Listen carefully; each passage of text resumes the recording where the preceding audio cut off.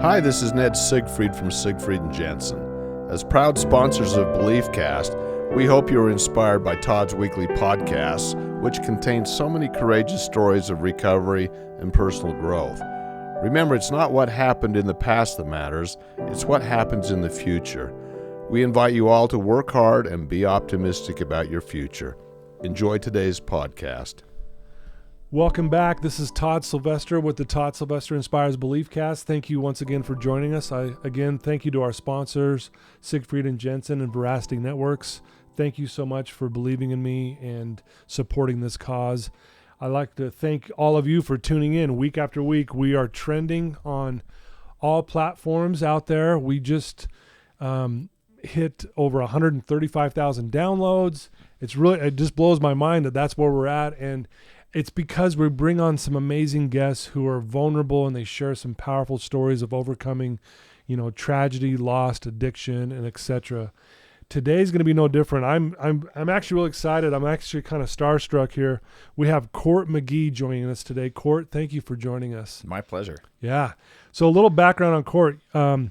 He's the season 11 Ultimate Fighter champion. Mm-hmm. Now, for those who maybe do not know what that is not some easy little task. They get a bunch of tough guys who've got backgrounds in fighting. They throw them into a house, and then you guys do this tournament, and you work your way up the ladder, fight your way through it, and you won that. Yep. That's impressive. Court, but what's more impressive, though, I want people to know, you're 15 years clean and sober.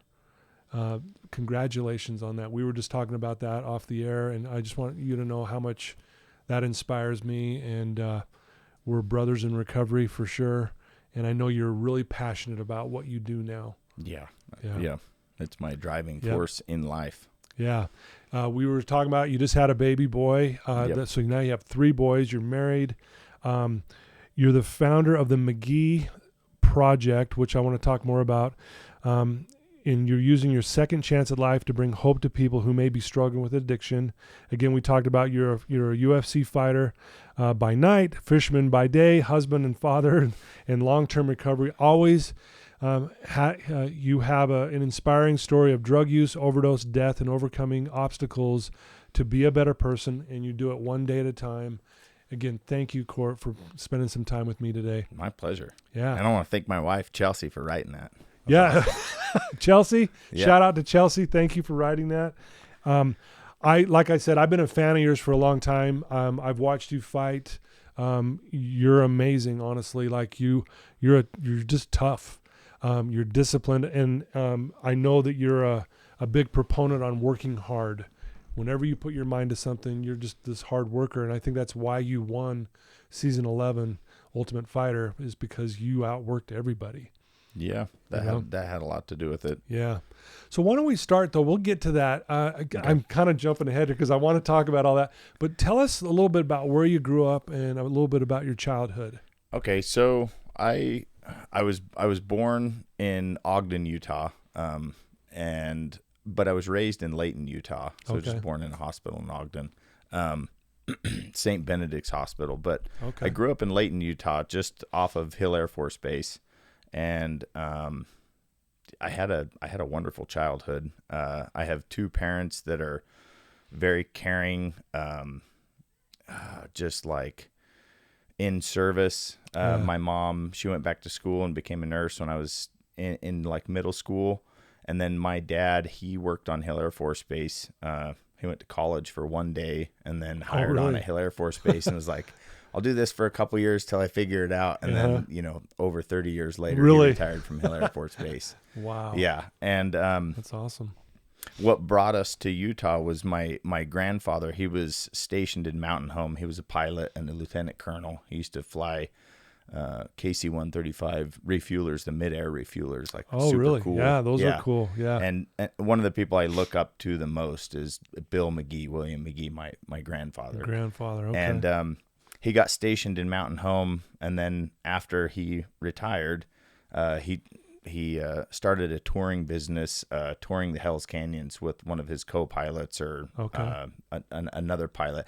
It didn't work out, and then he got an opportunity to hire on civil service at Hill Air Force Base, and so he moved the family to Layton, Utah, basically. And so that's where my dad, Gotcha. you know, the first couple of years he was all over the place. He was Air Force brat, and his two brothers and one sister. And then they moved to Layton and and they had a little farm. And then they were all from Marshall, Illinois, and we had a great big farm in Marshall, Illinois. We had, you know, a couple thousand acres. So that's where our family roots came from. Beautiful. But I had a wonderful upbringing. My dad was always supportive. My mom was always supportive. No neglect, no abuse. My dad's like, he's a drinker, but he's not an alcoholic. Yeah. I mean, me and my brother laugh. I have one older sibling, 18 months older, named Chris, and we laugh like the drunkest we ever saw our dad. One time was like, we came home at like 10 o'clock at night, and he was sitting on the porch with a glass of water. And we were like, Dad, what are you doing? And he's like, I had one too many beers. And then that was it. Right. And you know, so there was no... Yeah, it wasn't no violence. Okay. Yeah, my parents were very supportive. That's awesome. Have been married for over 40 years.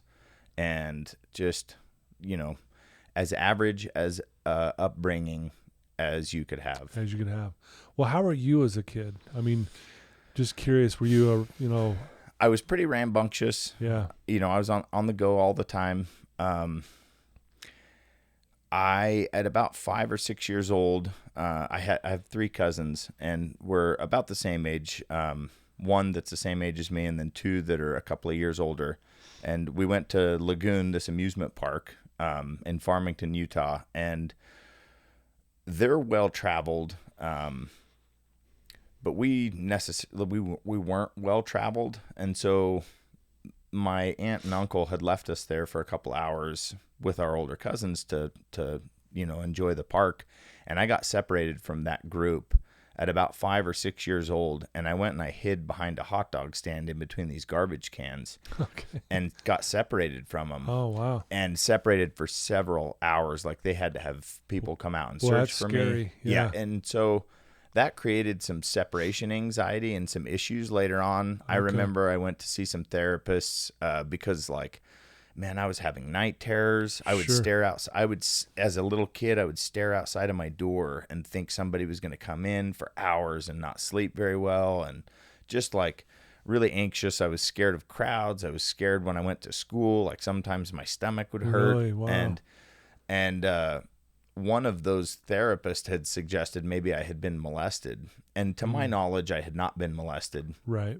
You know, I just got separated, and it was scary, and I didn't know where to go. And, you know, and I have one vivid memory of being at Walmart, and, you know, I got separated from my brother and my mom and dad, and I ran out and just hugged my tire, and they couldn't find me for like an hour. And I was out there just hugging my parents' tire. Because you knew they had to come to the car eventually. Yeah, eventually. And so I think like that was the first like little trauma I had. Okay. But outside of that, like, man, I played outside. My dad would take us fishing. We hunted. We went deer hunting. Yeah. We were outdoors, and there was a lot of work. So a lot of our family time together was helping neighbors in the yard, like maintaining our yard, like being of service to the 4 or 5 neighbors that we had growing up, going down to our farm, working on the farm. You know, during the winter we would cut and split wood and sell it, and you know that was for extra Christmas money. And we, you know, and it's like, you know, we all had our own axe, and you know, we got to learn how to run a chainsaw at a young age. And you know, we would stack this wood and let it cure and sell it the next year to some friends that my dad had up the canyon. And so like a lot of the time growing up was spent family-wise was spent surrounding work, hard work, showing up, being active, and being of service. And so it was great. And to my knowledge, my first experience with alcohol was a little bit after that time, maybe 8 or 9 years old, with those same cousins. My parents had a liquor cabinet, and they would have, you know, get-togethers, work parties, things like that. And they were all cordial. They were all fun.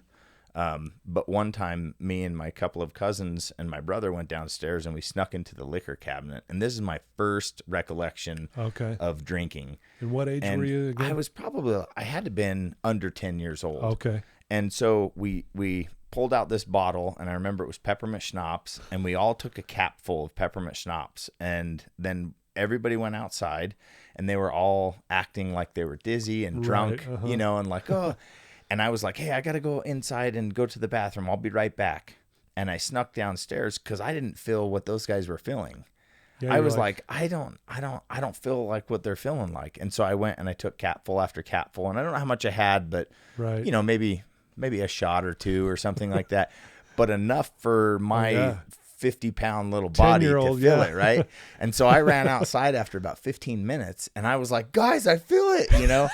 And to my recollection, I don't remember having consequences, right? You know, I don't know if that stemmed or started my addiction, but that was my first experience with alcohol, right? And there was always alcohol at my home, but it was never okay for us to drink it, right? So if we were to sneak in, you know, later on in our teens, if we were to sneak into Dad's beer, it's like we had to be pretty sneaky about it. Yeah. And we also had all these jugs of this tomato wine that my great aunt Marge made. Yeah, and these gallon jugs. Wine. We had like 20 or 30 of them, and so when the drinking started, we would sneak into that. You know, about gag every time we took. I can only imagine how that tasted. Oh man, it gives me the chills thinking. I haven't heard that in a long time. Tomato wine. Wow. Yeah. Well, it sounds like though that you were expected to work hard, and that's probably where you learned all that. Is you just did a lot of work, and you were helping other people at the same time. Well, and another thing that happened that I mean, obviously had a huge impact on my life was because of the fear and the issues that I was having at school and, you know, like the fear of crowds and this anxiety, my parents decided to put me into martial arts, and they put me and my brother, and my dad also joined. So it was like a family thing. They put us into martial arts, and like obviously I took to that because 30 years later I'm doing the same. Here you are, yeah. I'm preparing for a fight right now, May 22nd. Really? You know? Yeah. And so it's kind of like that had a huge and profound impact on my life. Not only did it help with like it gave me courage, right? And I got in and I started doing this, you know, I loved the sparring. Of course, we did forms and like the katas and the one steps and all the traditional martial arts, because it was a traditional like Taekwondo type school called Shintoshi Karate. Okay. But there was a few instructors, right? And one of them ran one of the longest running MMA shows in the history of Utah, this guy, Mike Stidham. And he was one of the Shintoshi Karate instructors. Now, he wasn't at the facility I was at, but when we'd have tournaments and stuff with sparring and matches, my dad and him would hang out. There was a bar right next to his gym, and you know, they would they would get a beer and they would hang out. And he was more of a kickboxer. He also was a wrestler. So I think he took second in state at like 103, 112 pounds at West Jordan High School or something like that. So he had wrestled. I think it was Hillcrest High School. I actually know of Mike. Okay. Yeah, because back in the day, he was like, "Don't mess with Mike Stidham. Exactly, he's a badass. He was away." A world-class kickboxer at the time. I mean, he was a mean mother. Yeah, exactly. And he had a few people. He had some boxers in his gym, some boxing trainers. You know, that was outside of the karate, because the karate, I think, was his source of income. Right. Sure. And then all that extra stuff was like, wow. And then that's about the time when no holds barred fighting came, mixed martial arts. Okay. The UFC, Pride, all of those things like started coming in, you know, because that was, I don't know, it was in the 90s, you know, and my fascination with that was awesome. But he had suggested to my dad, maybe you should get him into wrestling. And so I did a couple of seasons of like Layton City wrestling. And I just remembered like I wasn't supposed to get pinned. I don't think I was very good, but you know, it's like I had that experience. And then when I went back to the karate school, I realized like, man, if I took these guys down, they couldn't do anything to me. They couldn't do it. And so I was fascinated with it. And right around that time, my brother had bought me a book for one of my birthdays, and it was Arnold Schwarzenegger's Encyclopedia of Modern Bodybuilding. Okay. And I didn't care too much. I was a huge fan of Arnold because, you know, the Terminator stuff. And for sure. And, but I was interested in building a foundation for strength. And I, you know, after like skimming through it, and I couldn't read very well, but I could read and retain a little bit, right? Yeah. I could read and retain a little bit, and then I could look at the pictures of them doing the workouts and then figure out, okay, like I got to build strength by doing deadlift and by doing squats and by doing bench and by, and these are muscles that help this. And, and it's like, and so there's 3 books in that, but one of them was the building a base. And I remember, like Arnold talking about how his calves were small in comparison to his whole body. And so he would do all this posing and all these competitions with his calves in the water, because he was embarrassed about how small his calves were. I didn't know that. Wow. And this was early on in his career. And so he did the equivalent of 660 45-minute workouts on just his calves to get him built. Jeez, wow. And I thought, man, that's the determination. That's the dedication. And so like I kind of put that into my life as in, well, I've got to start doing squats and start doing lunges and start building up my legs. So when I shoot on somebody, I can pick them up. And when I throw a kick or a punch, I'm a little bit stronger. And that's where the strength started coming into it and the mixing it. Now, the other thing is like, I have a lot of memories, a lot of like friendships that I've had. I still contact 10 or 15 of my friends that I went to elementary school with from my neighborhood that I grew up with. Right. There's 4 or 5 of them that I keep in contact. I call them on a regular occasion, see how they're doing, talk about their kids, their marriage, and just like those things. I have those a couple of those friendships that have lasted since that's great. since grade school. That's awesome. But in middle school, it's kind of like things started to change a little bit. I realized at about 8th grade that I had a challenge reading. And I remember from one experience that I had, there was this girl, her name was Polly Bono, and she was really, really smart. And she sat next to me, and one time the teacher asked me to read, and I got really nervous, and I started to read, and I messed up every other word, and like, man, I ended up in tears. Wow. And she was like, Court, I got it, and she read it, and like, I'll never forget that, and I'm so thankful for her doing that.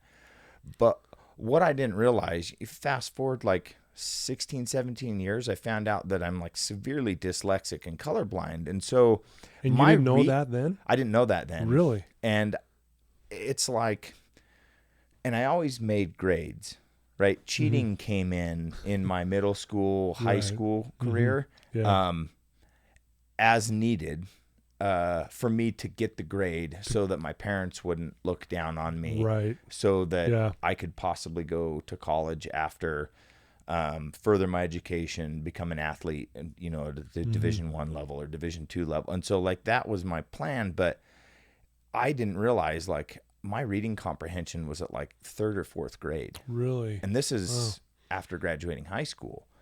And I didn't know. I just thought like, man, I just have a really I'm so challenged at reading. But I couldn't let anybody know that. Like I wasn't going to tell my parents that. Right. And I have talked to my dad about that, and he's like, man, I just thought you didn't like to read. Right. And like my 9th grade year, I was a 4.0 student. All 4 semesters. Wow. I got my first year of high school was a 4.0 student, and I graduated as a commended graduate. So I had a 3.5 cumulative GPA or higher. Wow. And so it wasn't a lack of intelligence, it was a lack of ability to read. But I kept that inside, and I didn't tell anybody that. I was like, nope, nobody can know that. No one's going to know that, right? And I look back on it, and it's kind of like I was this scared little kid that got left at Lagoon. And now I found martial arts, I found weightlifting, and now wrestling. And so I'm going to become the baddest son of a bitch I know. Right. And then nobody can hurt me. And so I'm definitely not going to tell anybody I can't read. Right. Right. That's the last thing you're going to say. For so sure. Yeah. That's where the sarcasm, the enthusiasm in class, talking out of turn, the bravado started to come in. Okay. Because it allowed me to feel safe. Yeah. And I found wrestling, like I didn't wrestle for those couple of years. And then in 8th grade, I had an English teacher, and he was the wrestling coach. And he was like, I think you ought to come out for wrestling. And I'm like, shoot, did I miss last year? Yeah. And he's like, yeah, like I had no idea what was going on, And I told my parents I wanted to wrestle, and they said, great. And so I got into wrestling, And I can't hardly remember much about it other than there was Right. 1 or 2 kids that were a little bit better than me. And so my goal was to try and beat those guys by the end of the year. Right. And I did that in 9th grade too. And then Wow. I had my first couple of situations where bullying came in. Now, in the Shintoshi karate that I grew up in, it's always walk away, talk your way out of it, and then if they cross the line, then you can defend yourself. Right. Okay.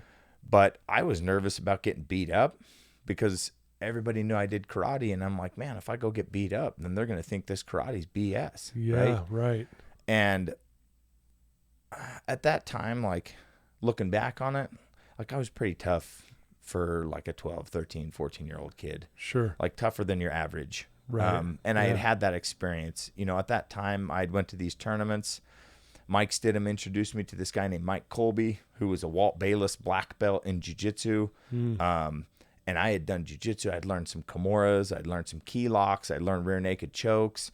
And I had trained that stuff and worked. And then I had done some kickboxing stuff, and I had started I bought some boxing gloves, and man, I started learning how to work the bag. Wow, this okay. guy, he held the mitts for me one time that I remember. And, you know, it's like, plus I was doing karate 2 or 3 times a week. And then now in high school, I did, you know, or junior high, I did all those. So I was like pretty tough. And Yeah. Right. I got to a point where like I had a couple of people, one interaction where there's a kid from my neighborhood who was severely handicapped. You know, he was in the special education, and he was getting picked on. These kids were calling him a name. They were pretending that they were pieces of fruit, and he was, I'm going to eat you, you know, and this kid is like the sweetest kid, and he grew up in my neighborhood, and he got picked on, and I don't even think he knew he was getting picked on, but these guys were like hitting him in the head. Oh, wow. They were pushing him. They were Man. like, you know, and then one of Right. them tripped him, and I lost my shit. And so Right. I mean, like I had only been in a few little things here and there in elementary school, Right. but this time it was a fight, and I beat the shit out of like 3 of these kids. I punched them in the stomach. I kicked their legs. Really. Yeah, like They didn't know what was I didn't punch any coming of at- them in the face, Right. because I was like, at least that shows control. But I punched them in the body, and I was kicking their legs, and like they had no idea what was going Yeah, on. they're I like, was "What is shooting on them going-" and taking Right, them yeah. down. And it was right at the end of school, and I ended up getting in trouble for it. And my dad was called. He had to come. He had to leave work. And I remember he was really frustrated. And then when he heard Right. the situation, like he like he's got this belly laugh, and like you know, he's like, it's just he did this and he did this, you know, and these 3 kids, and you know, it's like, I don't want to say it was unwarranted, but somebody needed to do something. Right. Like they were literally bullying on a handicapped kid. Right. And Yeah, so that's not good. I lost it. Sure. And I sat in that office, and you know, they told me what my consequences were, and then, you know, basically like my dad was like, huh, okay.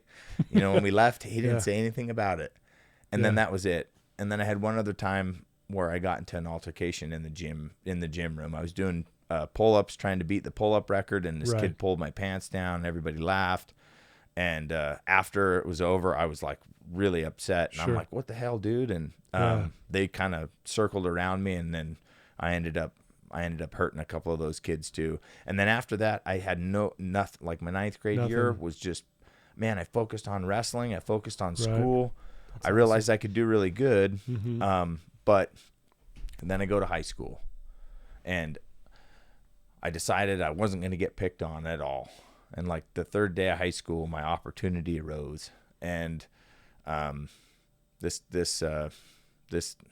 kid, they were making fun of the teacher, and then I answered a question, and they called me a brown noser. Oh, wow. And then after class, I was like, hey Right. man, I don't know you. You don't know me. What's your problem? And he's like, man, you don't know who I am. And, Yeah. you know, and he nudged into me with his shoulder, and I was like, dude, don't touch me. And he's like, what, like this? And I was like, dude, I'm giving you your last warning. If you touch me again, I'm going to hurt you. And he went to push me, and I punched him in the throat.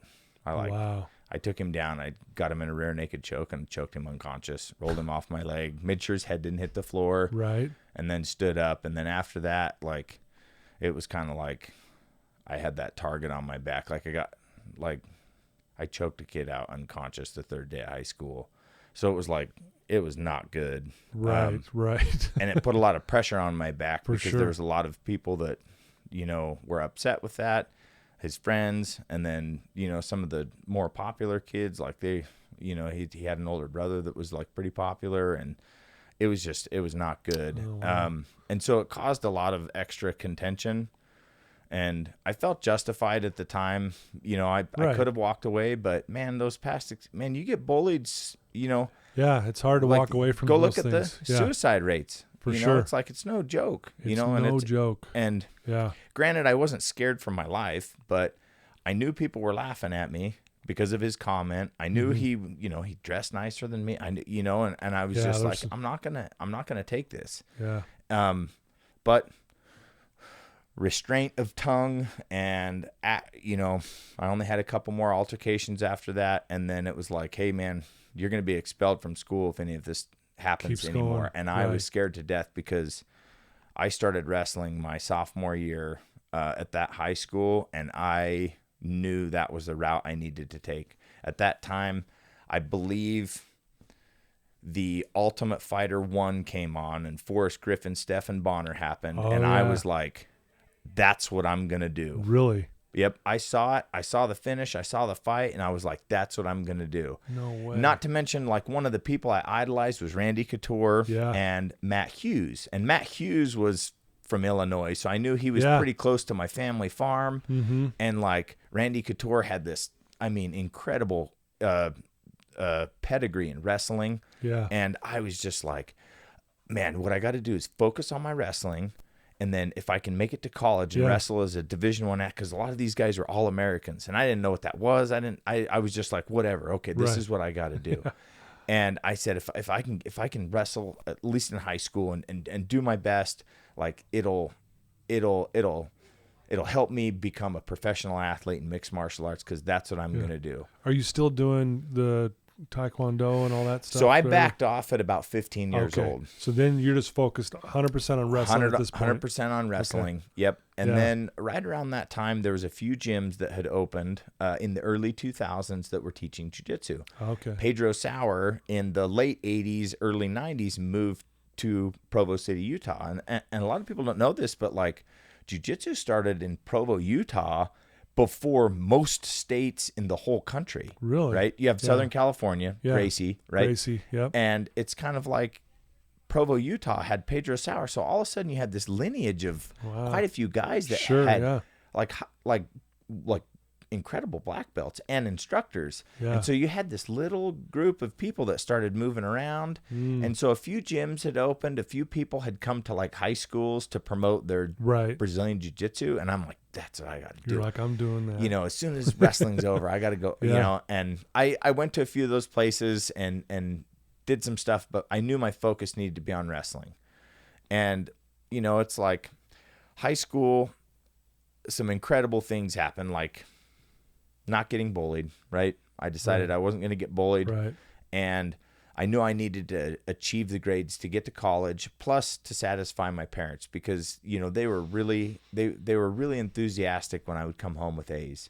Yeah. So no matter what, I had to get A's. If I had to cheat, I would get A's. And more than most alcoholics, lead a double life.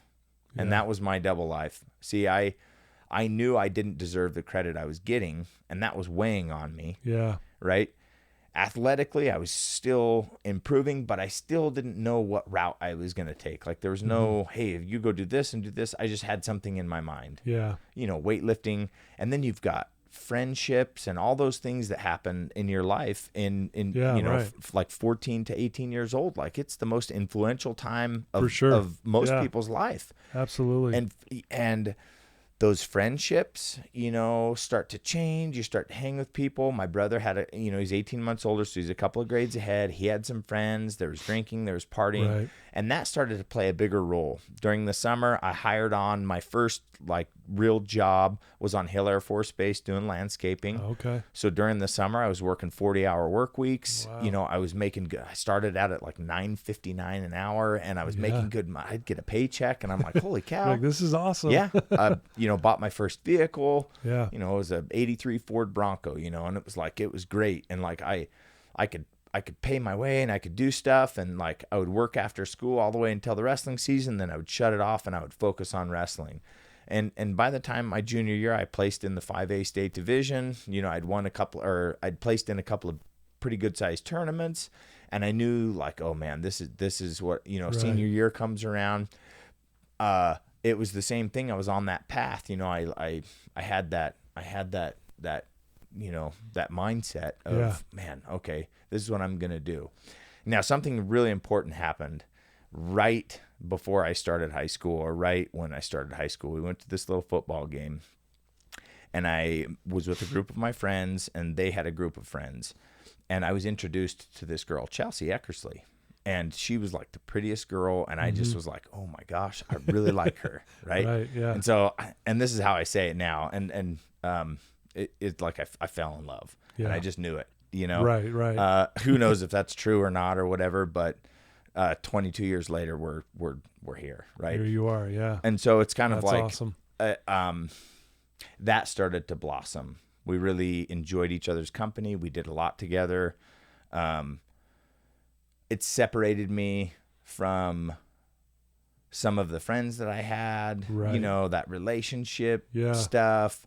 But you know, it's like that was a pretty big moment in my high school career. That, you know, I found this girl, you know, Yeah, and so I right. chased after. Oh yeah. Yeah. That's amazing. You know, it's funny, not funny, but you know, I always view these UFC fighters like they're just, you know, they're not afraid of anything, this and that. And to hear what you went through as a kid when you got left and lost for a few hours or whatever that was, and how that was, you know, it just makes me realize you're a human being, Yeah. just like everybody else. And ultimately, you know, all these things put into place because you wanted to, go to college, but more importantly, you didn't want to get bullied. You didn't want to go through any of that stuff. Plus, you wanted to stick up for other people as well. And it's just interesting how that all kind of plays out, right? Mm-hmm. So I have a question, and I've got a million questions. I'll get to that in a minute. I'm sorry, because that'll take us in a different direction. So were you drinking all through high school through this whole thing as well? Yes. So Because it started at 10, you started having those, you know, shots at 10. Mm-hmm. So by high school, are you like full blown into it at this point, or? So in high school, drinking took a bigger role on the weekends. Okay. Right. Mainly during the summer. So when I left school for the summer, like we would drink on the weekends, and we have property in Lava Hot Springs, Idaho. So we'd go up there and Okay. we'd sneak beer. Sometimes we would, you know, my brother was 16, 17 at the time. We would go down and we'd find somebody to buy us beer. And from my first experience, I drank alcoholically. Like I drank to get for effect right off the bat. Yeah. And it did play a bigger role, and it did change. Also, there was a few.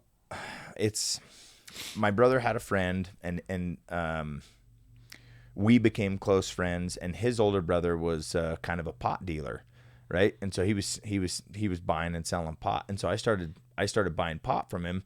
Okay. And I realized early on, like, you know, and this is like 15, 16, 17. Yeah. I didn't like the effect pot gave me.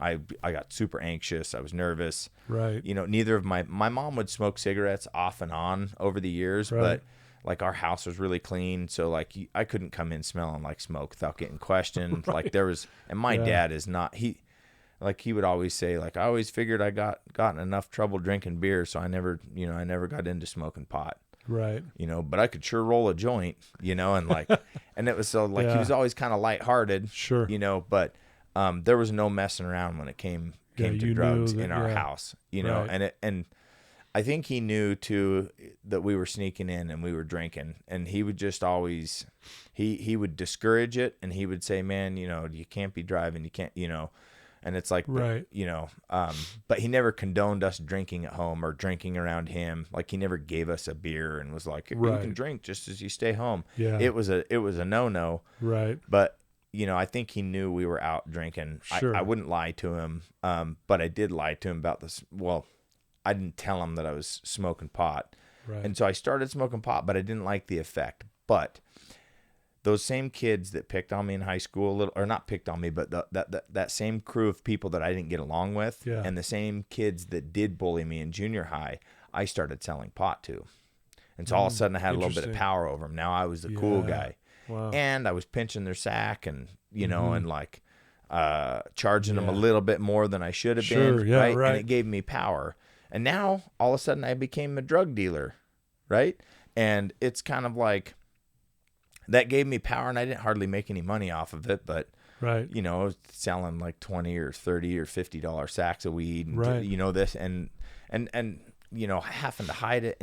And, you know, I think my junior year in high school, I got my first DUI, and it was during the summer. We'd had a big party up in this canyon. I drank. I didn't drive that night, but in the morning I was still drunk. I stayed up. I cleaned up everything, and I had all the beer cans and all the garbage, and I had them in sacks. And I was driving my Jeep down the canyon, and I got pulled over for doing 6 over.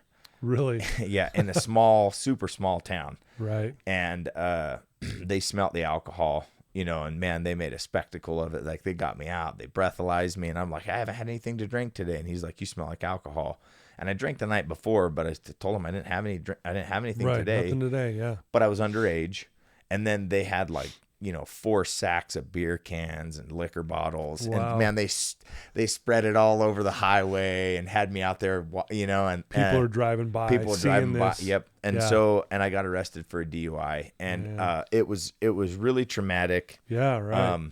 I mean, it cost me several thousand. So my whole summer of work, you know, those $4,000 or $5,000 that I made that summer went all to pay lawyer fines, court fees, and restitution, which ended up being, you know, probably $5,000 or $6,000. It's more now, but at the time, you know, that's what it was. The fines and restitution, all court that hard work. Yep. And I lost my license for like 90 days, and so getting to and from places was really hard. And so it's kind of like the consequences started to get a little bit worse. Yeah. And I, looking back on it, I know it was all a direct result of my drinking and using. Now, one thing that happened, I did really well my senior year in high school, right? I only lost to a couple of kids the whole year. I ended up, you know, taking third in the 5A division. I lost to one kid 6 times, and then I lost to a kid that I beat my whole career. I'd won like a high school, a big high school tournament. Like, you know, I knew, and my coach and a few of my teammates were like, man, you're the one that's going to go on to college and wrestle. Like, you can do it. And I knew I was on that trajectory. Right. And for me, my parents always said, like, you know, hey, there's money set aside. Yeah. If you want to go to college after, go to college, you know, get a degree, and then, you know, we'll help you as long as you're helping yourself and you're working. You can live with us, you know, as long as you're going to school full time and you're still maintaining, you know, a part-time job at least.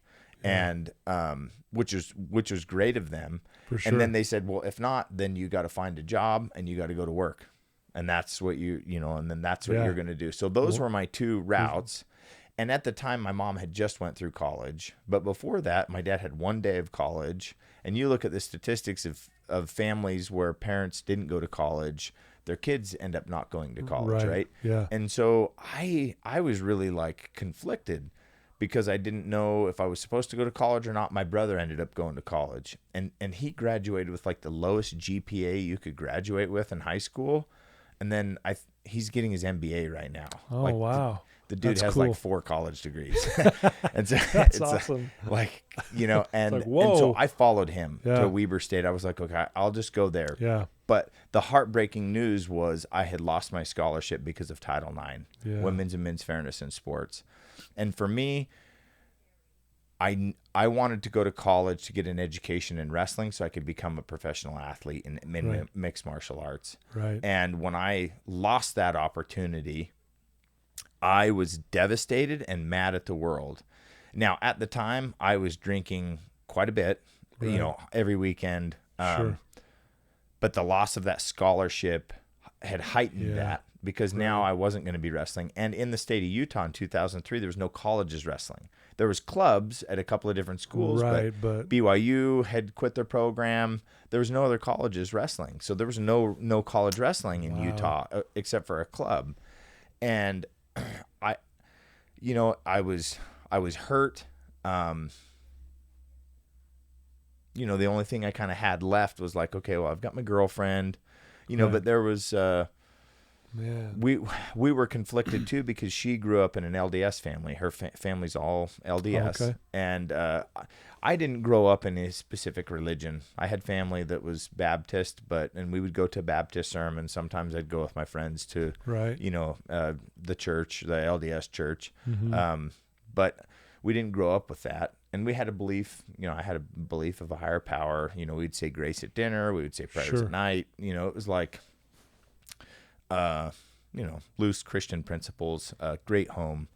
And it's like, when that happened, I lost that. I lost my direction, and I was like, well, I'll just follow my brother, and I'll just go to Weber State. Just go there. Right? Yeah. Right. And right before that, I went over to my girlfriend's house at like 2 or 3 in the morning. This is after high school, after graduation. And I was riding a GoPed because I had been drinking. I'd went to a party, I'd been drinking, and I was like, well, if I ride a GoPed, I won't get a DUI, right? Right. And so it was just this little motorized scooter. Yeah. Well, they'd resurfaced this road, this back road, and she was only a couple miles from my house. So I'm driving, in the middle of the night, and I caught the tire on the like in the gutter. There was a lip that was about an inch difference, and so I caught that lip, fell, hit my collarbone, hit my head, got knocked out, shattered my collarbone, and just was knocked unconscious, rolled up on this fence. And her house, like, thank goodness, was right behind this small, maybe half-acre field. Mm-hmm. And I had a little flip phone, right? Yeah. And my flip phone had fallen out of my pocket and was Oh, no. blinking. Oh, really? And so she was waiting for me to show up, and she saw this blinking light. So she No way. she walked across the field, Really? and she found me piled up, bloody on the ground. And she was like, "Oh my gosh!" And like grabbed her car, called my parents. Right. They ended up taking me to the emergency room, and I had shattered my collarbone. And I mean, they put me in a little iron bra, and I mean, it was miserable. I was in so much pain. Oh my And at the gosh. time, I had not had experiences with prescription pain medication other than, maybe getting something if I got stitches or something, but I didn't have Right. any recollection of that. And Sure. at the time, like, I had friends who were abusing Adderall. I had friends that were, like, there's a few of the guys smoking pot, a few doing a little bit of cocaine here and there, but like, I wasn't ready to that. Like I had experienced a little bit, but nothing like that. I hadn't made that step, but I was drinking alcoholically, and I'd already had some consequences. Right. And I Wow. it's just, Man. and so that happened. They prescribed me a buttload of pain pills, Oxycontin, 10 milligram Oxycontin, and then Percocet, which is both oxycodone, which Right. thinking back on that, I'm like, what the heck, man? What's going on? But they here? gave me 10 milligram Oxycontin. I was supposed to take 2, right, every 4 to 6 hours, Right. and then 1 10 milligram Oxycontin, which is just straight oxycodone, Right. every 12 hours. And so I was taking those pills. I had school. I had already started college. I took a ton of classes, like 20 credit hours, and I was so overwhelmed and so messed up that I was like, I can't do this. So I dropped out of a whole bunch of them, took bare minimum, like maybe Right. 6 credits or 9 credits, Really? right? Okay. And the whole time I was taking pills, and I found out about 2 or 3 weeks later that they needed to go in. I had a second opinion because it was in so much pain that they had to go in and fix it. So they ended up going in and doing, they had to do reconstructive surgery on my collarbone. The whole thing. Took Wow. out like 70 bone fragments, put a plate, all these 8 screws, all this stuff. And so I got loaded up on pain pills again. Again, yeah. And the Man. drinking took a bigger role. Plus, one of my close friends at the time, he was working at Smith's, and after hours, he would sneak. He would like get somebody to buy beer and then sneak it out the back, and and so we had like Man. easy access to beer. So the Right. drinking and the pain pills. And then one of the kids that I grew up with, this kid Cody, he was like, "Hey man, I'll give you $10 a piece for those Oxycontin 10s." And I was like, "What?" You're like, And this is how I know I'm a drug addict, right? Instead of saying, "Okay, well, I got 30 of them, that's $300. Yeah, shoot, man, I don't need these. I got these Right. these Percocet, and they're taking care of the pain, right?" I was like, "Man, they must be good." And I was like, what do you do with them? He said, I suck off the coating, crush it up, and snort it. And I had never really snorted anything. I wasn't the kid that snorted pixie sticks when I grew up, Right. you know, and I was just like, man, Yeah. I was uneasy about it, but I was like, I'll try it one time. Yeah. And if I don't like it, I won't do it I'm again. done. Right. And I crushed that pill up. I sucked off the coating, crushed up that pill, looked at myself in the mirror, went down, snorted it, and it burnt, and I didn't get high. And I lied to myself because I walked back to my room and grabbed one more, and I said, I'm going to try it one more time. Wow. I sucked the coating off, crushed it up, snorted it, and it hit me like $1,000,000. All of a sudden, it didn't matter to me that I wasn't in college wrestling, right? Right. My relationship with my girlfriend was starting to get on the rocks because, you know, I had another arrest. I got in trouble. Yeah. I dropped out of all my classes. You know, I was not making the grades. And then I hired on at a job that I hired on Sam's Club working overnights. Yeah. Plus, you're not doing your passion of Not wrestling. doing my and passion. You're like, I was not motivated. nothing. Yeah. Drinking almost daily, you know, even if it was just a little bit or a lot, you know, and then now snorting these pain pills, you know, and that to me was like it was a big thing because now you couldn't smell the alcohol. And my dad, you know, at the time, he's like, man, son, you know, you gotta quit this drinking. You smell like, you know, you smell like booze. And I was working overnights. So on the night that I had off, I'd stay up all night and drink. And so in the morning when I'd go to work or at night when I'd go to work, you know, because I had lost my license again for my second DUI, he was like, man, you gotta quit this drinking. Yeah. You know? And so when I found the Oxycontin and I started snorting it, I could attain a high and nobody could smell it. And I thought nobody could see it, but of course they could. For sure. Yeah. You know, yeah. babbling and cotton mouth. And I just, so, you know, I thought I had found it. And within, it's like you fast forward a year from when that happened. I completely got rid of all the people I was hanging out with, and I was just hanging out with Brady and Cody, the two kids that I grew up with, both kids that, you know, the one we first experimented, and one of them got into an accident. He got hooked on the pain pills, and he was the one that tried to buy my pain pills. Right. And then the other kid, he had kind of got into steroids, and he had a prescription for Xanax because he had anxiety. Okay. But at the time, he is already starting to abuse it. And so this circle of three of us were kind of the last friends that I had, and the only people I had connections with other than people I was buying and selling drugs with. And right before getting fired, I lost a job. Me and Chelsea were on the rocks. She was like, man, this is not going to work. Right. I couldn't hold on to a job. I knew college wasn't for me, so I dropped out of college. After that year, I dropped out. And I was just like, at a year, I was like, man, I have a problem. I need to stop, and I don't know how. Wow. And I thought something big happened. I hired on at a landscaping company. One of the guys introduced me to the superintendent of this excavation company. And he was like, man, yeah, we would love to have you. You know, we come interview. And like, so I went to an interview. I talked to him, and he said, okay, the only thing I need you to do is you need to give me a clean piss test, a clean UA. And I was like, okay, I can do that. So I called my parents, and I was like, hey, Mom, Dad, because I'd kind of been kicked out of the house by then. Right. And I was like, I need to come stay. I got to get clean. I got to quit drinking. And so I went, and basically I detoxed off of like 300 milligrams Oxycontin a day. Dang. By that time, I had dangerous. experimented with cocaine. I had used cocaine, but I wasn't using cocaine to party. I was using cocaine as my coffee in the morning to get up and go to work. Have some, and work at the landscaping, Wow. you know. And then at night, I was buying Xanax off the Brady kid so that I could go to sleep. You know, I was buying the Xanax so I could go to sleep, because on occasion I would smoke pot to try and go to sleep, but man, I get so paranoid, and it's, you know, it's like I wasn't using or drinking to relax. I was using or drinking to function, and it didn't matter what it was. I was using it to help me do the next thing, and that's what my whole life. So girlfriend aside, college aside, work aside, it was like find the next drug, and you got to do some pretty shady shit to keep to keep living like Absolutely. that. And I was dying inside Yeah. because I had lost all hope. And Yeah. I was 20 years old, 19 years old.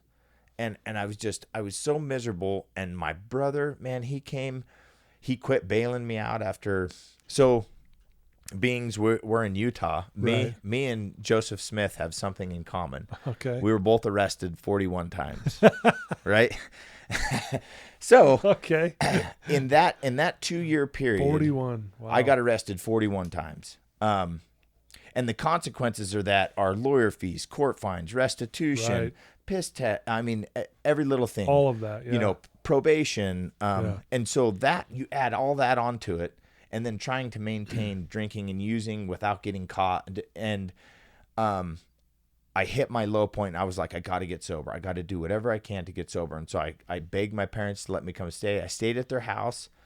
And I was like, okay, I'm going to do it. And I went cold turkey on everything. And it was the worst to this day, even after the overdose and the death. Right. It was the worst detox I've ever been through. Cold sweat, shivers. And I'm talking like 60 hours of that, just rough. And I was pounding water, but I showed up to that interview. I nailed the interview. I got the job, and I started and from memory, like 4 or 5 days in, they put me on this job, and I think we're at Utah State, and there was some sandstone, and they needed me to jackhammer through it.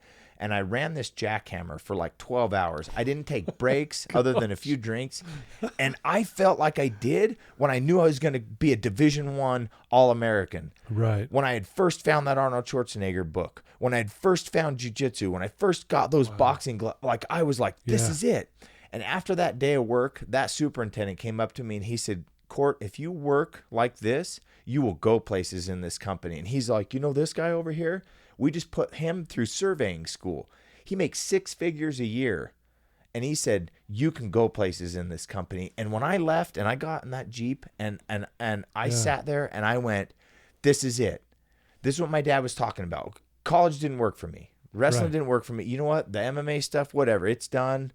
At the time, like me and Chelsea were on the rocks. She was kind of my last thing. Yeah, right. And then a few days later, she came in when I was kind of like, kind of on this, like, wow, and it's like he said, you're going places. And I thought, okay, I have direction now. This is what I'm going to do. I have a career now. And then about 2 weeks later, 2 weeks and 1 day, so like 15 days later, I got a call from Brady. And he was one of the 2 friends. Yeah. And he said, Court, my girlfriend just had a baby, and I have some Percocet. Do you want them? And I said, no. I said, dude, I'm completely sober. And I just got a raise. I was making like $16-17 an hour. Right. I was working like 80 hours a week, probably making like $500-$700 a week. And I was just like, this is it, man. This is good. I have a path now. Yeah. And I could work hard, and I wanted to be there, and I was interested in it. Yeah. And I just thought, no, man, I can't. Dude, I'm completely sober. Now, looking back on that, I didn't have recovery. I had complete abstinence. Right. But I didn't have a plan. I didn't have a game plan. Yeah. I didn't know there was people in long-term recovery, millions of them, 30, 40 million of them in the United States. Yeah. I didn't know. I didn't have a group. I didn't have a church.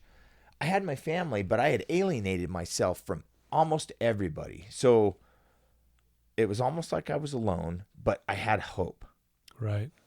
Within a day, when I got off work at 5 or 6 o'clock, I called Brady, and in my mind, I said, I'm going to take 2 pain pills, and that's it. Just 2. It's amazing. And I went over to his house, and I took 2, and I went back and I bought the rest of the bottle. Within a week, I was calling into work. I was loaded on the job. I was leaving the job to snort pain pills. Right. And I had a couple of $1,000s in my bank.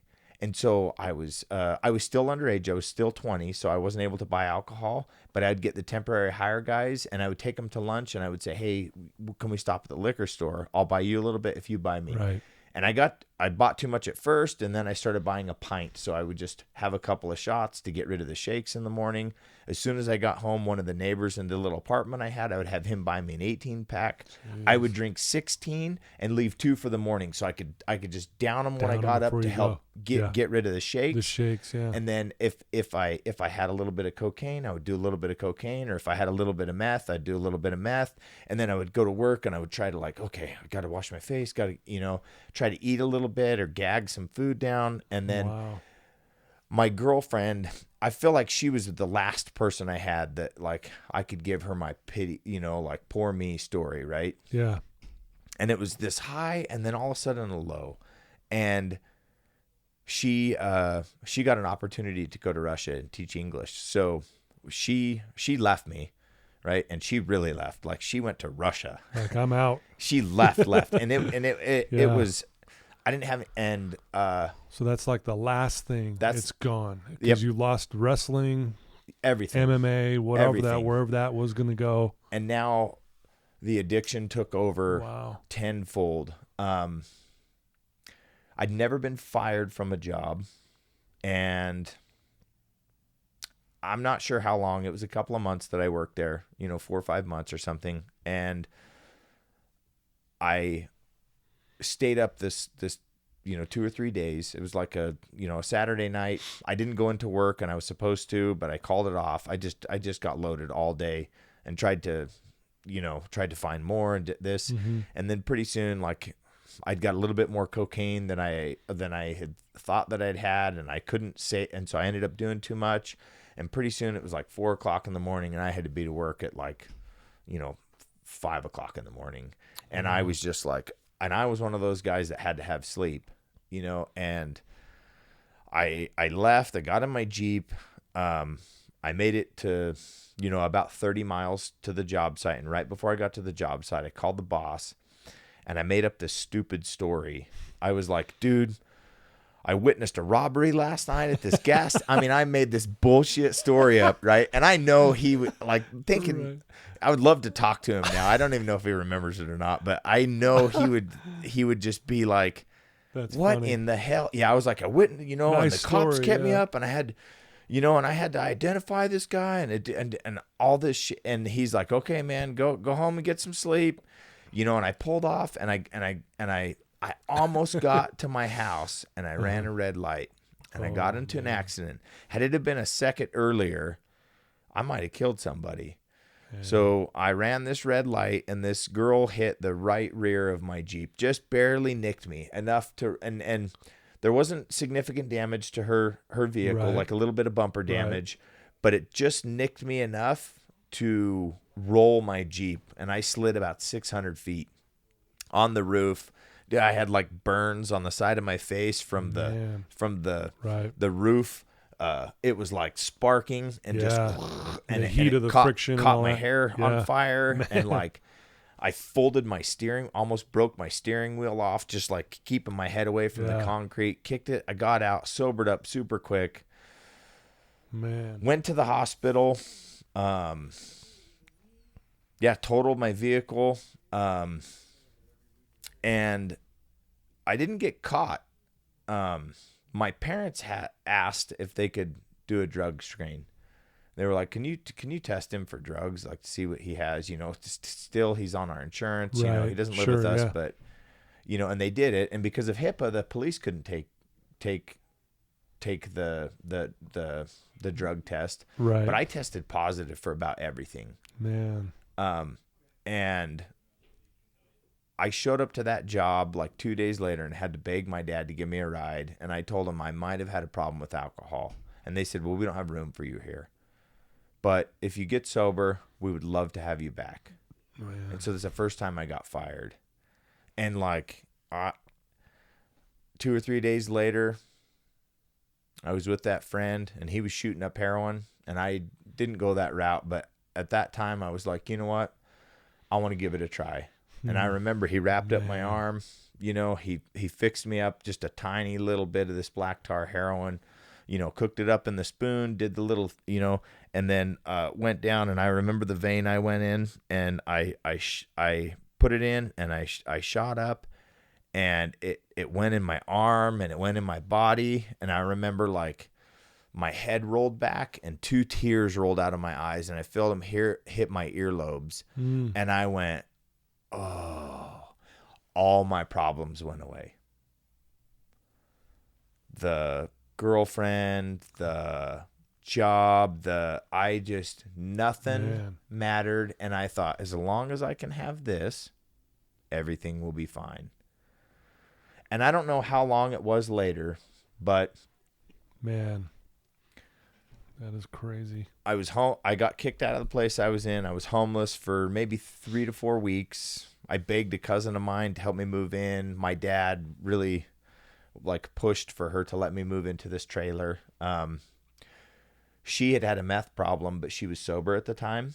And so there was no drugs allowed. Right. And I promised through my teeth that I wasn't using. Of course, I was, by that time, a couple of weeks into it. I mean, it went from shooting up that once to like within a week, I was shooting up 30 or 40 times a day. Jeez. And obviously I had to find a job because I didn't have anybody to support me. Right. Yeah. And so I found somebody that I grew up with and got hooked up with a landscaping job. And I was showing up, like falling asleep and nodding off and like trying to just do just enough to get the shakes away. Yeah, and, right. I don't remember how long I worked for him for, but September 9th rolled around, 2005. It was a Sunday night. There was nobody allowed in the trailer. And there was a girl that was there. And I don't remember her. I don't remember where I met her, but I had a girl over to visit, right? And she didn't know I was using heroin. And my mom was a nurse, and so I was shooting up in a bunch of different places, shooting up in my legs, shooting up, in my hands, so that I didn't have track marks because I knew my family would know. My dad noticed that, yeah. He'd been donating blood for years. As a matter of fact, I think he's the second largest donator in the history of blood donation with over 60 gallons of blood, right? And so they know all about. Yeah. They would spot the track marks for sure. And so I thought I was being pretty clever. I went into the bathroom. I mixed up enough to where I had enough for work the next day. It was a Sunday night. I shot up and it ended up being just too much, I guess. And I don't know if maybe there was some, a little something bit of fentanyl in it, or right. maybe it was a little too pure. Don't know. I wasn't trying to overdose. I was trying to overcome a craving beyond my mental control. Yeah. I was merely trying to overcome a craving beyond my mental control. And when I shot up, I went, oh, shit. And then, boom, that was it. Lights out. Now, man, there's a few things that happened over the next 45 minutes that I always had a general belief in a higher power, but there's somebody watching out for me because so much happened over the next 30 or 40 minutes that I can't help but think like, man, you've got more of a reason to live. Yeah. Ooh, I hit the floor, and I was jammed up in between the toilet and the door, and it was shut. That girl heard me fall. Yeah. She came over and she was like trying to get the door open, and there was a crack and she could see me laying on the floor. And my cousin and her friend had been out shopping and they were going to go out to eat, and they'd bought ice cream. Now, had they not bought ice cream, they would have not come back. And I don't know if that girl had a phone or if she would have called 911 or whatever, but they came in and they were like, who the hell are you? And she was like, I think he's dead. I think he's dead. And they came over, and I'm not sure exactly how it happened. Brianna, my cousin, has since passed away. But because of her, I'm alive today. Her and her friend Joe, they ended up busting the door down. Either one of them called 911, like one of the two called 911, and the other one started CPR. So they talked CPR over the phone. Yeah. So they set me up. They, did whatever. They started CPR. So either Brianna started CPR or called, and he started CPR and they called. Right. When they called 911, there was an ambulance 2 trailers away from where I was at, and it turned out to be a false alarm, right? So there was an ambulance within like 100 feet of the trailer when they called and said, I don't know what happened, but I think my cousin's dead. And they were there within like a minute of the phone call. They came in, like they had started CPR. They, you know, and of course they the were right EMTs and EMS workers, they knew what they were doing. So they came in, they started doing their stuff. And then my cousin called my mom and dad, and they were only about 5 to 10 minutes away, only like 4 or 5 miles. And they raced to get there. And my mom and dad came when they pulled me out on a stretcher doing CPR, loading me up into the ambulance. And that's what they saw. Wow. And it breaks my heart to think they saw me that way. Cause I don't know. I mean, if I saw my brother that way, like that would change me. Yeah, it would. And, you know, they loaded me up, they did CPR, they did defibrillations. So from my understanding, I didn't have a heartbeat or pulse for about 8 minutes. So they did CPR, they're providing oxygen to my brain, and they did defibrillations. Wow. So for about 16 minutes, they did CPR, starting with Brianna and Joe, and then those guys. So they broke my sternum, broke my ribs, but they couldn't get a pulse. A narcotics officer, the guy who, from my understanding, his first DUI on the job was my DUI, my second DUI. Really? Right? And so he knew who I was, and he had made quite a few arrests. Right. He showed up, he was undercover narcotics at the time, and he found the syringe, and it had fallen in between the linoleum and the wall in the bathroom, right? Because it was a trailer, and it was kind of folding up. Yeah. And so the syringe had fallen, and I have glasses. And so in my glass case, I put the spoon and the needle, and that was shut and just on the counter. And there was no drugs. There was no alcohol in the house. It was clean, you know? And so he ended up finding that. I mean, he snooped that out, and he found the syringe, and he called and said it's a heroin overdose. So they administered Narcolone. So at 10:56 p.m., they administered Narcolone and reversed the effects. And then they induced me in a coma, and I was in the coma. I'm not sure how long, but it wasn't very long, you know, under a day. And then I came out of it on my own. And one of the most important things happened, and most influential things in my entire life happened. There was a licensed clinical social worker who was there. He had 20 years of sobriety. He was a heroin junkie, but he had 20 years of continuous recovery. Wow. And he spoke to me. And after 5 minutes of talking to me, I knew he knew where I had been. It's like I had dug myself into this hole, and my parents and law enforcement and everybody tried to help, but they couldn't. And it's like this dude who was in long-term recovery climbed down in the hole with me and said, let's get out together. Let's do it. Yeah. And he made a few suggestions based on his own experience. Right. And he said, you know, my suggestion to you, and this is what I did, is you go to like residential drug treatment. Mm-hmm. And he said, I would go to 12-step meetings, and I would listen and see where you can relate to people in long-term recovery, and then start doing what they do. And he said, I'll kind of help you and assist you through this journey. And, you know, he related a couple of his personal experiences, being homeless, losing absolutely everything, you know, rebuilding his whole life, starting over. Yeah. All the things that I was like, oh my gosh. And I don't know why, but he won me over in like 5 minutes. I was like, I believe this guy. Cause I didn't think anybody was going through or knew what I was going through. Yeah. No one's going to understand how bad. And I wanted to stop, but I just couldn't. I could not stop or limit the amount once I started. Yeah. And I was like, okay, I'll listen. Had I had left, I would have been arrested for felony drug charges, felony possession. But I didn't. My parents, they said, this is your last shot. We're going to help you. They drove me to the place. And when I got there, I asked my dad, I was like, why are we at Humpty Dumpty? And Humpty Dumpty was my kindergarten school. Okay.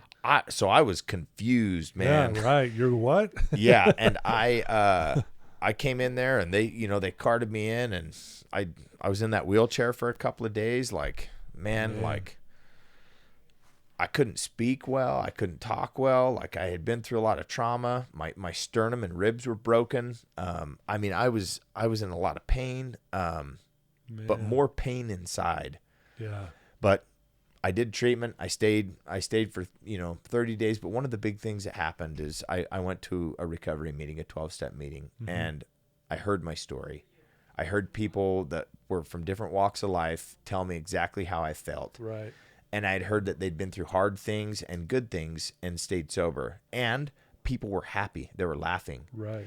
And they were saying stuff that I could relate to. Yeah. Because I didn't think anybody could relate to me. Yeah.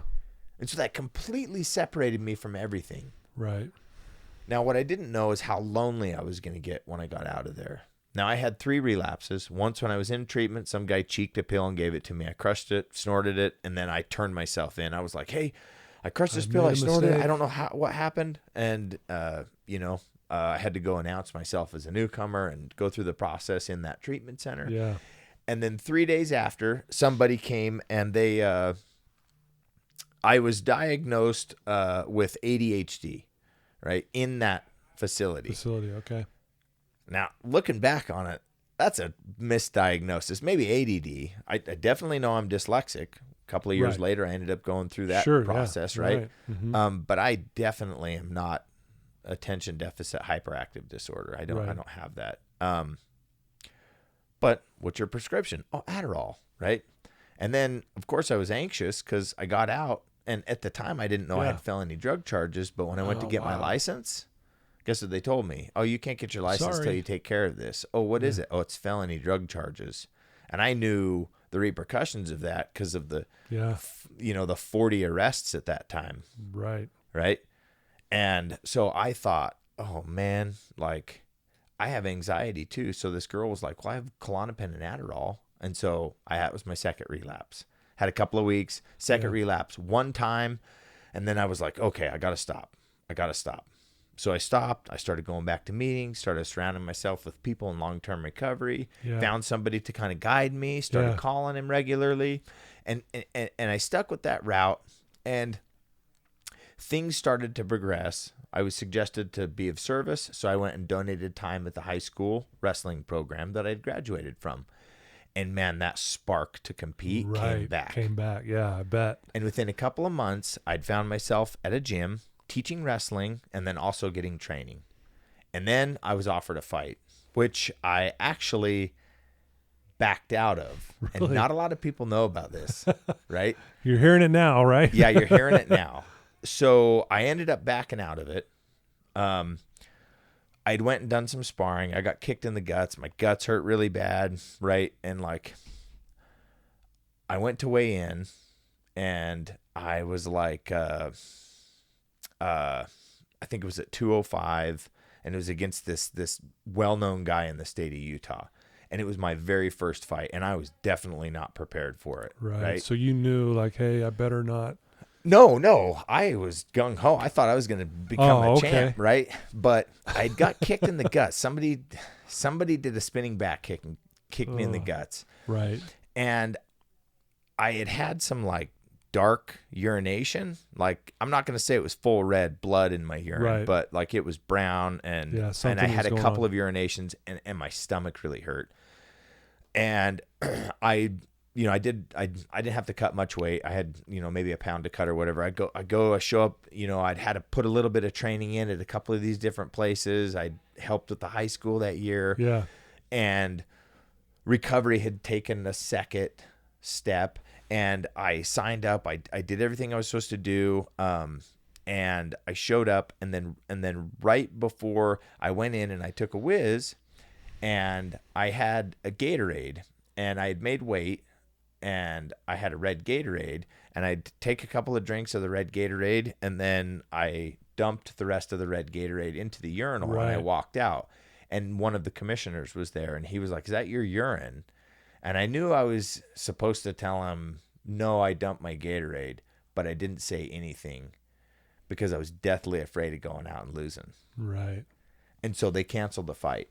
And like, I don't know that anybody's ever heard that. Oh, wow. Maybe a few people. First time here, yeah. Yeah. Wow. Man. Thankfully, I did not go out and compete that night. I feel bad that I left that guy high and dry. Right. But I was not ready. One thing they told me when I left treatment 5.5 months earlier was to leave with a higher power. And I did. Her name was Lisa. We had absolutely nothing in common. Mm-hmm. She was 34. I was 20. Right. She was newly divorced. We had nothing in common. So that relationship had turned into just, I mean, I thought it was great because there was recovery, but she also had a little bit of money. So it was job security for me, Sure, looking back on it. Yeah. So I was able to help assistant coach the high school. I was able to go to training. I was able to go to meetings all the time. I had a pretty bad smoking habit, like a pack of Marlboro Blend 27s a day, but I was training, I was working. I figured I was better smoking and working out than smoking and not working out. Right. Sure. Yeah. And that fight canceled, and I felt that inner turmoil. They took me to the hospital, and then they did say that I had a ruptured lower intestine. I had a small rupture in my lower intestine, and they gave me a morphine pump, and I had somebody I was working with who was in recovery, and they suggested to not do any prescription medications while I was in there. Or if you do it while you're in there, but when you leave, don't leave with any prescriptions. Right. But as soon as I shot that morphine the first time, that was a relapse. Yeah. Looking back on it for me. Sure. That's what started it.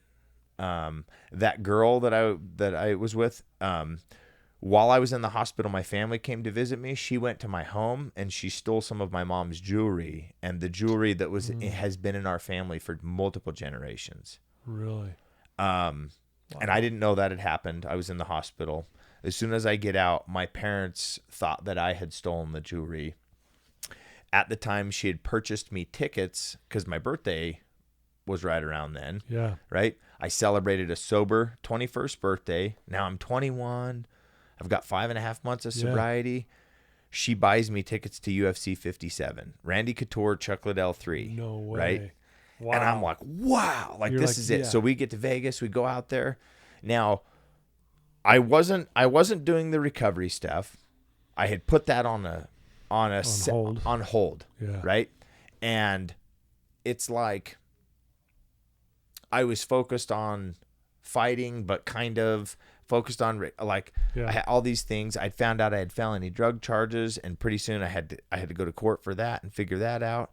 And I was sitting in that UFC 57, and of course the main event come on, and it was this incredible. I mean, the lightning in there is just incredible, right? Yeah. And I'm sitting, and I wanted Randy to win, right? Right. I of course I was a fan of Chuck. Everybody knew Chuck Liddell was the superstar at the time, right? Yeah. And he was knocking everybody out. Exactly. And then Randy Couture was like my idol in MMA. I'm like, and then he ended up getting knocked out and lost it. And so I was a little bit bummed or whatever. But the guy next to me is like, man, you look really familiar. Because at the time I had quite a bit of cauliflower ear. And I was like, I noticed that here before. Oh, yeah, I'm a fighter lying through my teeth, right? And I was like, you'll see me out there in a couple years, And little did I know that because I would change my life, that Chuck Liddell, the guy who just knocked out Randy Couture, I would be living with in preparation for the Ultimate Fighter finale in under 4 years from that time. Wow. Now that night, I went out and she bought me a Long Island iced tea. She had had a relapse a couple of weeks earlier and was hiding it. And I slid that Long Island iced tea up. I put it up to my lips and I set it down, kind of like when I did when I purchased those 2 pain pills from my friend Brady. Right. And I went, oh, this is not a good idea. Inside. I set it down and she said, it touched your lips. That's pretty much a relapse. And I was like, yep, you're right. And I don't blame her at all. Right. I'm the one that took that drink. But I took that drink and it led to the worst 2 weeks of my life. 4 days later, I ended up in Iowa with no pants on looking for meth. I mean, I went on a bender of a bender. A couple of weeks before that, I found out I couldn't leave the state. I had felony drug charges, plus all the pending charges from the 40 the other stuff, arrests before. And I just, I made it back home. My parents thought I was sober. They were still upset about the jewelry. Yeah, oh, for sure. But I had no idea what they were even talking about. So I was being honest, I don't know what you're talking about. I begged them to let me come stay, only they didn't know I had had that relapse. My dad, he was a Milwaukee's best drinker, so he hid his little 12-pack in his closet, which he had done for years. So I knew that.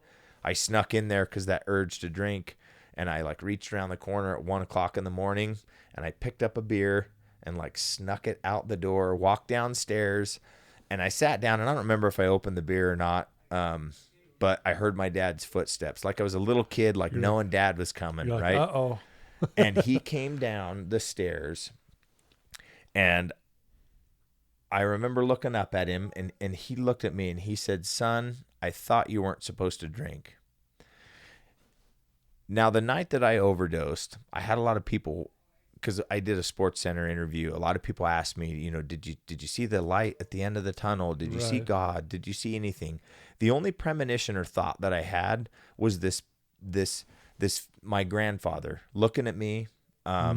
His glasses were tilted, and he was just looking at me, and he was disappointed. And I looked up to my grandpa more than almost anybody in my life. Yeah.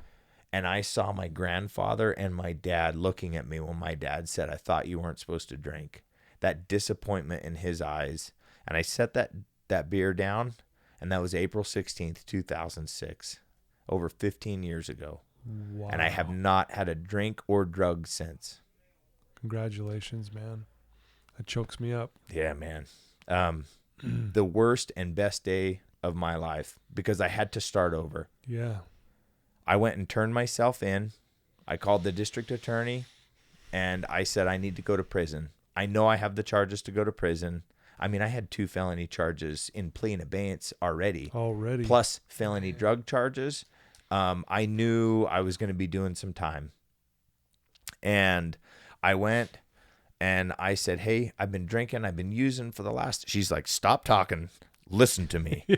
And I was like, "This okay. is being recorded. Shut up." And she said, "I want you to show up on Friday, and I want you to show up sober, and we will talk about this." And I said, "I don't know if I can make it."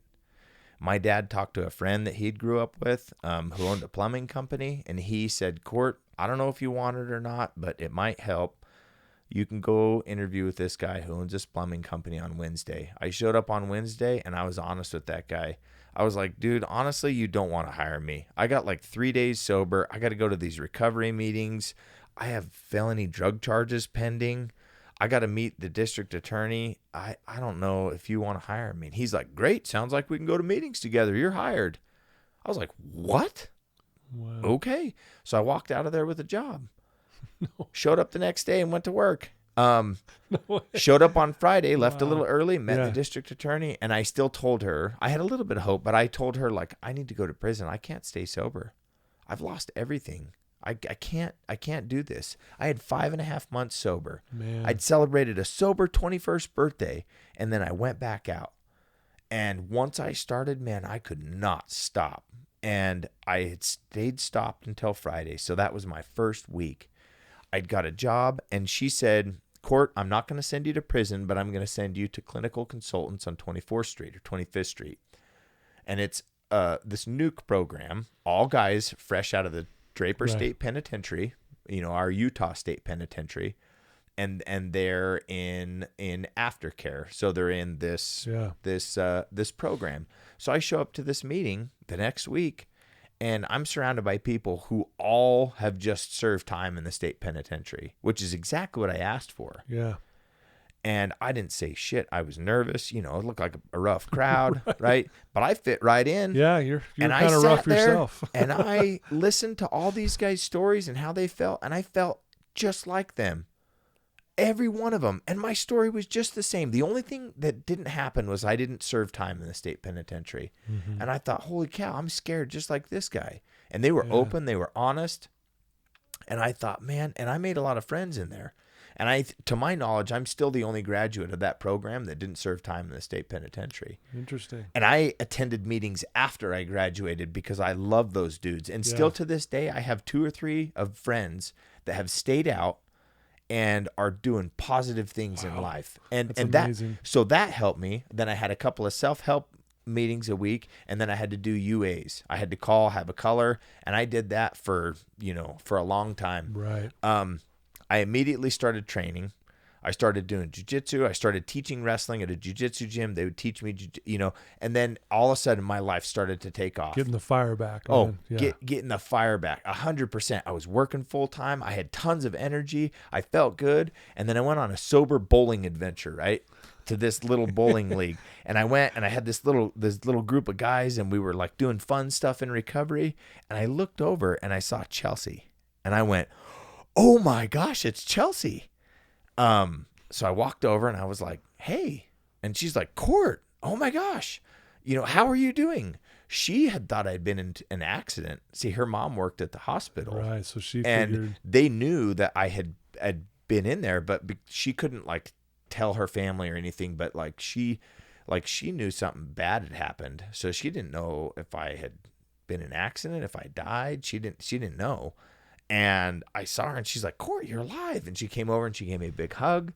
And she was like, you don't smell like alcohol. And I said, I am completely sober. And she was like, really? And she's like, really? In her Shocked. Words it was everything she wanted, but without all the drugs and alcohol. Right. And she was, I don't know if she was engaged yet, but she was engaged to a guy, and I was still on the rocks with the recovery girl, right? Right, yeah, right. We both separated, and within 2 or 3 weeks, we started seeing each other again. And it was like a crazy experience, right? And what a story, man! That is like ridiculous. And I'm wow. Within 4 or 5 months, I was following the path. I was doing recovery meetings. I was doing what I needed to do. In this 12-step program, I'd made it through the first 3 steps of this 12-step program, and I was doing just enough to stay sober and be okay. But man, I had a lot on my plate. I mean, the Friday meetings, the piss test, barely making it, driving an 83 or it was an 89 Toyota Camry that was, a 4-cylinder running on 3 cylinders, like just barely making it and making just enough, but working. And recovery started to take a second step to that. In my first year of competition in 2007, right? 2006, I got sober. Yeah. April 16th, 2006. In 2007, I decided to start competing. Now, one of the journeyman plumber that was over me was an old karate guy, Muay Thai kickboxer. He'd worked with this guy Sakasem, who's kind of the most well-known and most prolific Muay Thai kickboxer that first came to Utah. And man, the lineage is great, right? Right, for sure. So he had trained with him. Well, he's like, I can start holding Thai pads for you. And so he's like, I have a little gym. And there was a good group of guys that would come in and box on Saturdays. So I started boxing. Well, 2007 rolled around and I decided I was going to start competing. So I partnered with him in this gym, this Northern Connection Ultimate Combat Training Center. Boom. That was our thing. Guys started coming in. We started training together. We started working. And in my first year of competition, I had 10 amateur boxing matches. Wow. 2 professional boxing matches, about 40 competition jiu-jitsu matches, from beginner all the way to competing against guys who were world champions. Some of the best guys in the world, actually. Right, yeah. A few, not a lot. I didn't have a lot of high level competition, but I did, and I had beat some guys that were really well known in the world. And so I went from nothing to 40 competition jiu-jitsu matches, kind of like a high school wrestling season getting 40 matches. I got 40 competition jiu-jitsu matches. Dang. 10 amateur boxing matches, 2 professional boxing matches, and 6 professional MMA fights. My very first fight was professional, because I had a boxing match. And see, my goal in this was I needed to learn how to strike with good strikers. So I knew I was proficient in boxing with a good boxer. Kickboxing, jiu-jitsu, and then keep working on the wrestling. And then the it factor, and right around that time, CrossFit started to come out. Oh, yeah. Right? There was only like 1 or 2 affiliates here in the state of Utah, but there was a few guys that were freestyle wrestlers, and they took me under their wing, and they were like, man, you should do these hardcore anaerobic workouts. And I started incorporating those with wrestling, those with striking, those with takedowns, those with jiu-jitsu. And, I just thought, okay, this is what I'm going to do. I'm going to get proficient in these 4 styles in jiu-jitsu. And then, you know, I just worked on that. And then I had a ton of competition in that first year. And it just went from 0 to 120 miles an hour. And I was back on the path. I was back on the path to make it. I was back on the path. Like, I knew where I was going to be. You know, when I looked out there, I didn't know, but I knew that guy was really going to see me. Even though I lied and I wasn't a fighter at the time, I knew he was going to see me out there in a couple of years, because I was bound and determined to do it. I love that. That's amazing. And in that first year of competition, I did that. Now, coming up, it was like end of November, right? I started February 2nd, 2007. End of November, I'd found out, beginning of November, I found out I was fighting Jeremy Horn. And at the time, he had just fought Chuck Liddell for the light heavyweight title. Yeah, he was well known for sure. And I had 5 professional MMA fights. So in my first year of competition, I went from fighting a guy that had only a couple of amateur fights and went pro to fighting one of the most prolific MMA fighters of all time, Jeremy Horn. Right? And I had an opportunity to go try out for season 7 of The Ultimate Fighter. Right, Amir Sadallah won that. That's the Matt Brown time. I actually sat next to Matt Brown during the tryouts. Now, I did really good on the striking. I did really good on the grappling portion, but they had an interview. And in the interview, I was like, I've given up everything. This is my last shot. I got to make it to the UFC. Well, that's what everybody else said. So I didn't have an it factor for them. Yeah. They didn't give me a call back. And I thought the poster of me facing off with Jeremy Horn was going to get me on that show. Yeah. Now, thank goodness it didn't, because I don't know where I'd be today. But they didn't call me back. I didn't make it. Wow. And right before that fight, I asked my boss for some time off. And I said, man, I need some time off so I can train for Jeremy Horn. Now, I had recovery, right? And you can't give that which you do not have. Yep. Right? Yeah. So my friend Brady calls, and he says, hey, Court, I need help. I want to get sober like you. I wasn't getting in trouble. I was doing good. I was competing. I mean, I reunited with Chelsea. Our relationship was going pretty good. We had our first baby boy on the way. I mean, it was a big life-changing experience. A lot going on, yeah. And I said, all right, man, maybe we'll go fishing, sober fishing, and maybe we'll go to one of those 12-step meetings. And he said, okay. So we went to Cabela's, right? And in Cabela's, he went into the bathroom and he snorted something, some pills or something. He came out, we got in the car, I went to drive home, and I noticed he was high. And I was like, dude, one of the rules was you weren't supposed to get high. Yeah. Well, that's what drug addicts do, man. We get high. But I didn't have compassion for his situation. And so I got frustrated. I was like, dude, what if we got in trouble and I went to prison? Dude, if I don't follow this plea in abeyance, I'm gone. And I have a baby on the way now. I have a career.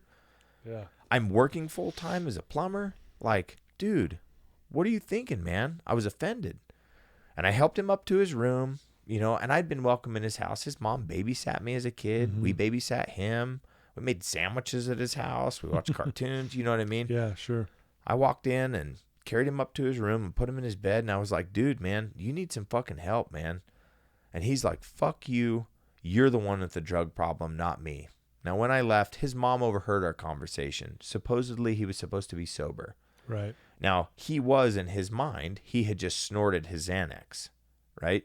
It was his prescription. Obviously, the doctor didn't prescribe him to snort it, but that's what messed him up. Right. And I didn't know that at the time. I just said, dude, you're high. And you could tell he was out of it. Right. I walked out, I went home, and I thought, man, like I had failed, you know, like I couldn't help him. I went home and I got a knock on my door. The same officer who's responsible for me being live today showed up, knocked on the door, and I was like, hey, man, how are you? And he's like, good, man. I haven't seen you for a while. And at the time I had, 6-7 months of sobriety. Right. Yeah. And he's like, dude, I'm sorry to say, were you at this kid's house? And I said, yeah. And he said, dude, I parked down the street. I'm going to need you to get your things, tell your family where you're going, but you're under arrest for burglary. And I was like, burglary? And he said, entering a house with the intent to harm so-and-so.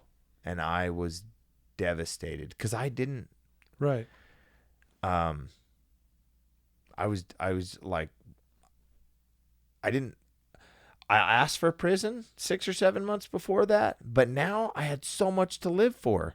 Yeah. I had the career, I had the girlfriend, I had a Yeah. baby on the way, I had a possible career in plumbing, which I knew I was going to, I had everything.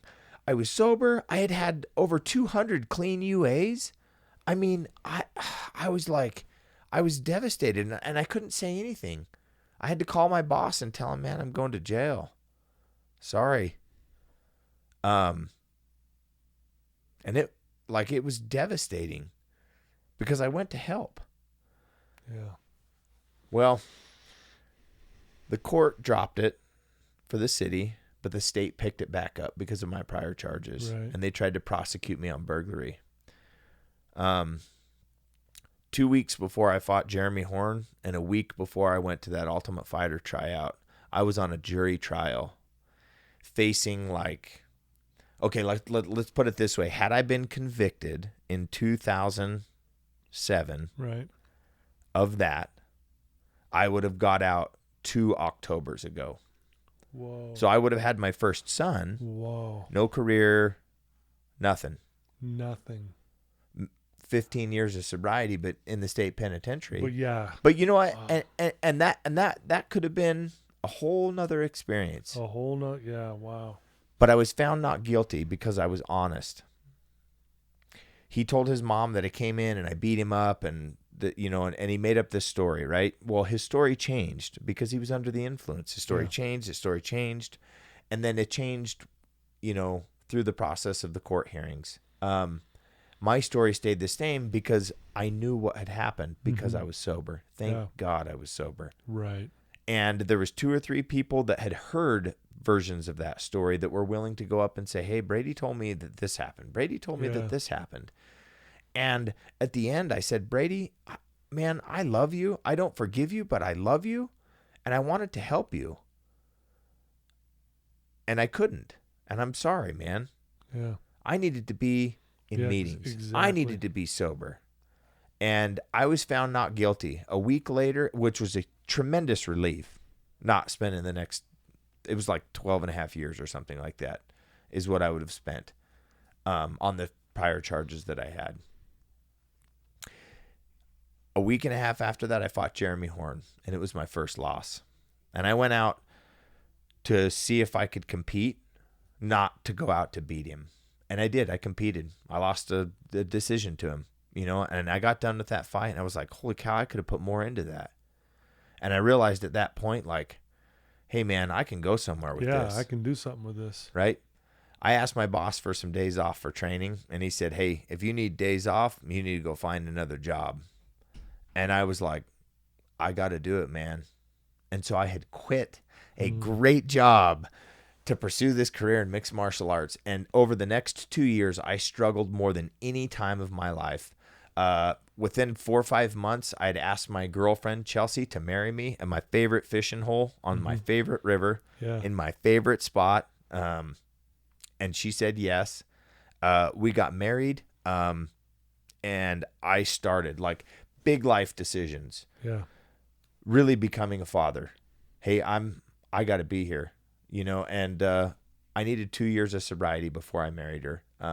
Because I knew I was a piece of shit, and I did not want her to marry the person that I knew I was. I needed to change. And those next 2 years really struggled. I moved about 100 miles away from both of our families, and I took a job at a gym. I sold supplements. I sold clothing.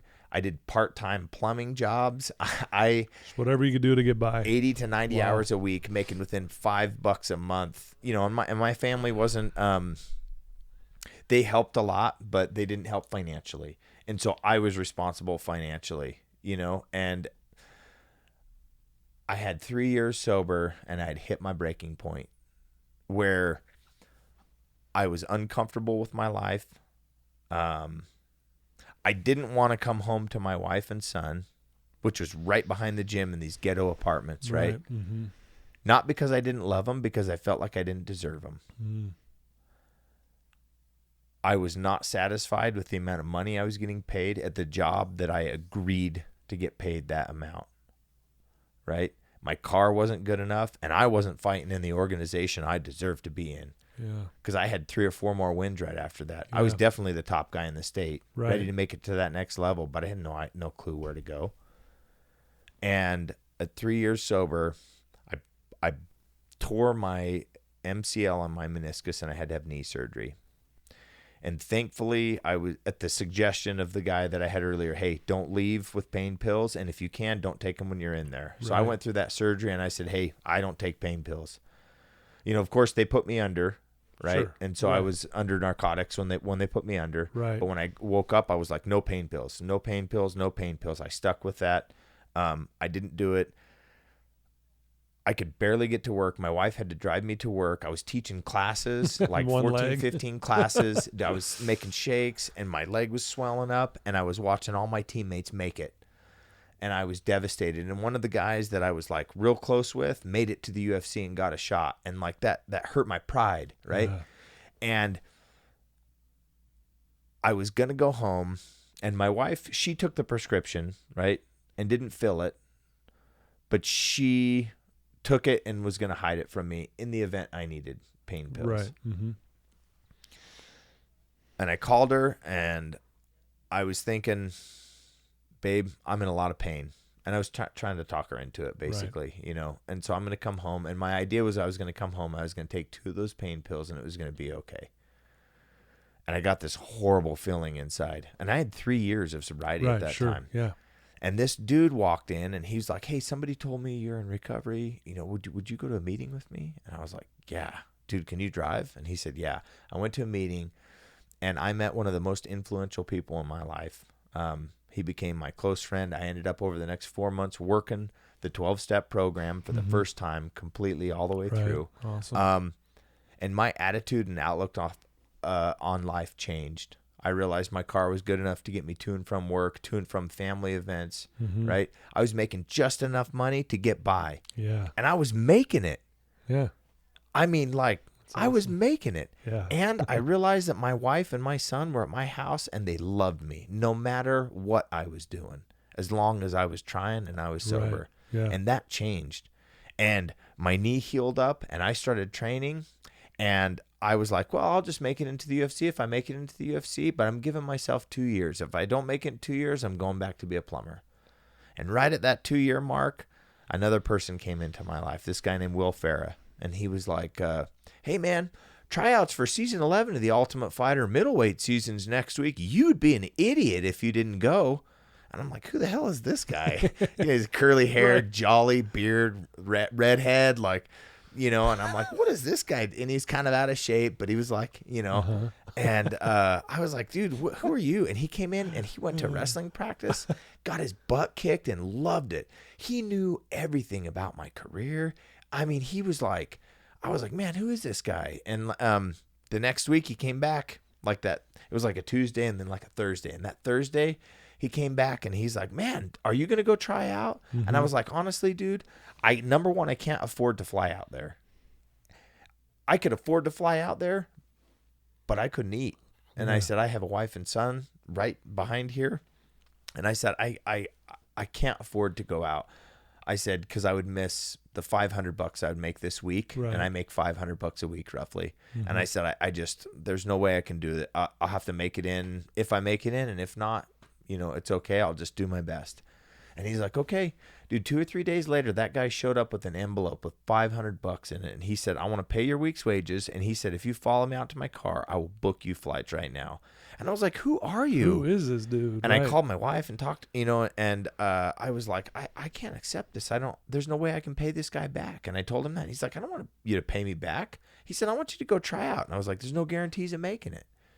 You know, and I ended up going, and I made the tryouts just like I did before. Right, yeah. I did the striking, did the grappling, got done in the interview, and they're like, let me guess, this is your last shot. Dude, it was my last shot. You've given up everything. You've been through this. And they told my story to a T. And I was like, no. I said, the only thing that makes me different is September 9th, 2005, I overdosed on heroin. I was pronounced clinically dead for like 8 minutes. Yeah. And I said, if I stay sober for another couple of months, I'll have 4 years of continuous sobriety. And I said, I had a pretty gnarly story. And they're like, dang, we like you. Great. And I walked out of there, grabbed my bag, and left. They called me 3 days later and said, you made it. No way. I almost didn't go because I was nervous about the drinking. I was nervous and anxious of the success of, I'm not going to say I knew I was going to win the show because there's no way of knowing that. But I felt inside if I made it on there, I'd win. Yeah. I saw that first season 12 years earlier, or 11 years earlier, and I knew I needed to make it on there. And I knew I was going to do it. Forrest Griffin didn't win that show. But now there's the drinking, and what if I do win and make a 6-figure contract and become a UFC fighter and become famous and can afford all this stuff and all this fame? What am I going to do then? Am I going to leave my wife and chase after some girls? Am I going to start drinking? Is somebody going to give me all this? Like, all this crazy shit went through my head. Yeah, I bet. And I got scared, and I told him no. And I called this guy in my life who said, listen, Court, if you make it on that show, do you think you could better financially provide for your family? And I was like, yeah. And he's like, all right, outside of that, do you think somebody who's struggling out there could possibly change because of your story or be influenced to change because of your story of recovery? And I was like, man, Dave, millions of people will see it. He's like, maybe I ought to pray about it. I prayed. I didn't get any inspiration, but I sat. I was Epsom salt bath because I was super sore, and I had this vision of me holding up the trophy, and I started like tearing up. And I was like, oh, get this out of my head. Get it out of my head. Yeah. And I got on the phone. I called that guy back, and I said, I'm going. I'll come. And he's like, great. Booked a flight. I went out there, had the toughest fight of my life, my very first fight getting in the house. You're away from everybody. Yeah. At the time, all my spiritual and recovery literature was taken from me. On my phone, everything was taken from me. We were put in a hotel room. We had to make weight by ourselves and fight the next day. And then you're fighting somebody you didn't know. You didn't have coaches. I walked out and Chuck Liddell, Tito Ortiz, Lorenzo Fertitta, Dana White, and Mike Tyson were sitting there. And I mean, there's dudes coming in. I was the last fight on the for the fight, because you had to fight to get in the house. Right, yeah, it was a 16-man tournament, right? So it's 4 fights to get into the finale, a 5th fight to win it, right? It's a 32-man tournament, basically. Mm-hmm. But there was 14, so that means somebody could lose and come back. Right? And I went out and I fought the toughest fight of my life. I went out and I was like, holy shit, like the most important people for you to compete in front of, I walked out in front of. And I went out into this cage that was just like the gym that I was training in. And I fought as hard as I could. And for the first time in my life, I got dropped, like just hit me with the Seth Baczynski. He hit me, and he's the Polish Pistola, man. One of the toughest dudes. Right. And to my, he is the toughest fight I've ever had. Maybe because of circumstances, maybe because of how awesome he is. We were matched, and it was a brawl. He dropped me, and I thought that was it. And I came back. It was like my higher power picked me up. Was like, "You're not done yet, you son of a bitch. Keep going." So I start, and I ended up double legging him and clearing his hips. Picked him up and slammed him, and I landed on his knee, on my sternum, and I actually broke my sternum. Wow. Right. And I stood up and we were still going at it. And Tito Ortiz was like, he's gassed. And I'm like, no, I'm not. My chest hurts, and I just kept punching. And then we got done and it was close. It was a decision. And I made it. And I made it into that. And they came out and they were like, how do you feel? And I was like, I feel great. And I went into that Ultimate Fighter house, and I went in there spiritually fit, and I went in there to carry the message to people who were struggling that there was a way out. And if I could make it out, you could make it out. And that's what kept me focused in that Ultimate Fighter house. I had a purpose, and I knew why I needed to be there. Yeah. And I went and I fought the number one the number 1 ranked guy in my first match, and it was a decision loss, which a lot of people thought I won. Mm-hmm. And you go back, like, it was definitely a lopsided decision. It was a great fight, but I outstruck him. I won that fight. It was a bad decision. And quite a few of the coaches were screaming at Dana, like Chuck was screaming at Dana, that's a bullshit decision, and 2 or 3 days later, they found out that they were going to bring me back in because somebody had broke their hand, and I got another shot. And I went and I finished James Hammertree, and I finished Brad Tavares in the finals, right? Yeah. And all of these fights are not on my record. So I know the UFC says I'm 8-9 or 8-9, but really I'm 11-10. I have 1 loss to Nick Ring in there. And then I had 3 fights, and all of those dudes were badasses. And some of them had 10-year careers in the UFC. And there's only like, or at least 10 or 15 fight careers in the UFC. And it's like not very many people made it. Like those dudes were bad. Chris McRae, James Hammertree, he ended up leaving and going off, and I think he's a fireman. But like Seth Baczynski, dude, he had highlight reel. Awesome fights, dude, tough, awesome, fun to watch. Brad Tavares, dude, he's a legend, man. He's still out there killing it. Love you, Brad. And shout it's out like, to Brad. And I, it's like I ended up getting it, and I got done. I was in the finale, and I had 4 fights in 6 weeks, and I had done that in the light heavyweight Utah State tournament. I beat 4 guys in 6 weeks. So I'd done it before. I had that. I knew I could do it. I got done. I got out. And I came home and I called that guy Will, and he was the first person I called, and I said, "Dude, I made it." And I wasn't supposed to tell anybody, but I was like, "Keep it quiet," but I made it, and I love you, and I appreciate you. And then, I showed up, and my wife, she came up with, "Hey, by the way, we're pregnant," and we tried right before we left, and she said, "I'm pregnant," and I said, "I'm in the finale," and she said, "I knew you were." And I was like, holy cow. So it was like these huge things, right? That's so amazing. And my life changed. Over the next 4 weeks, the gym had some turmoil, so I didn't really have a coach. And I called Chuck, and I was like, dude, I really don't have a coach. Would John Hackelman coach me? Because he coached on the show, and he was excellent. Sure, yeah.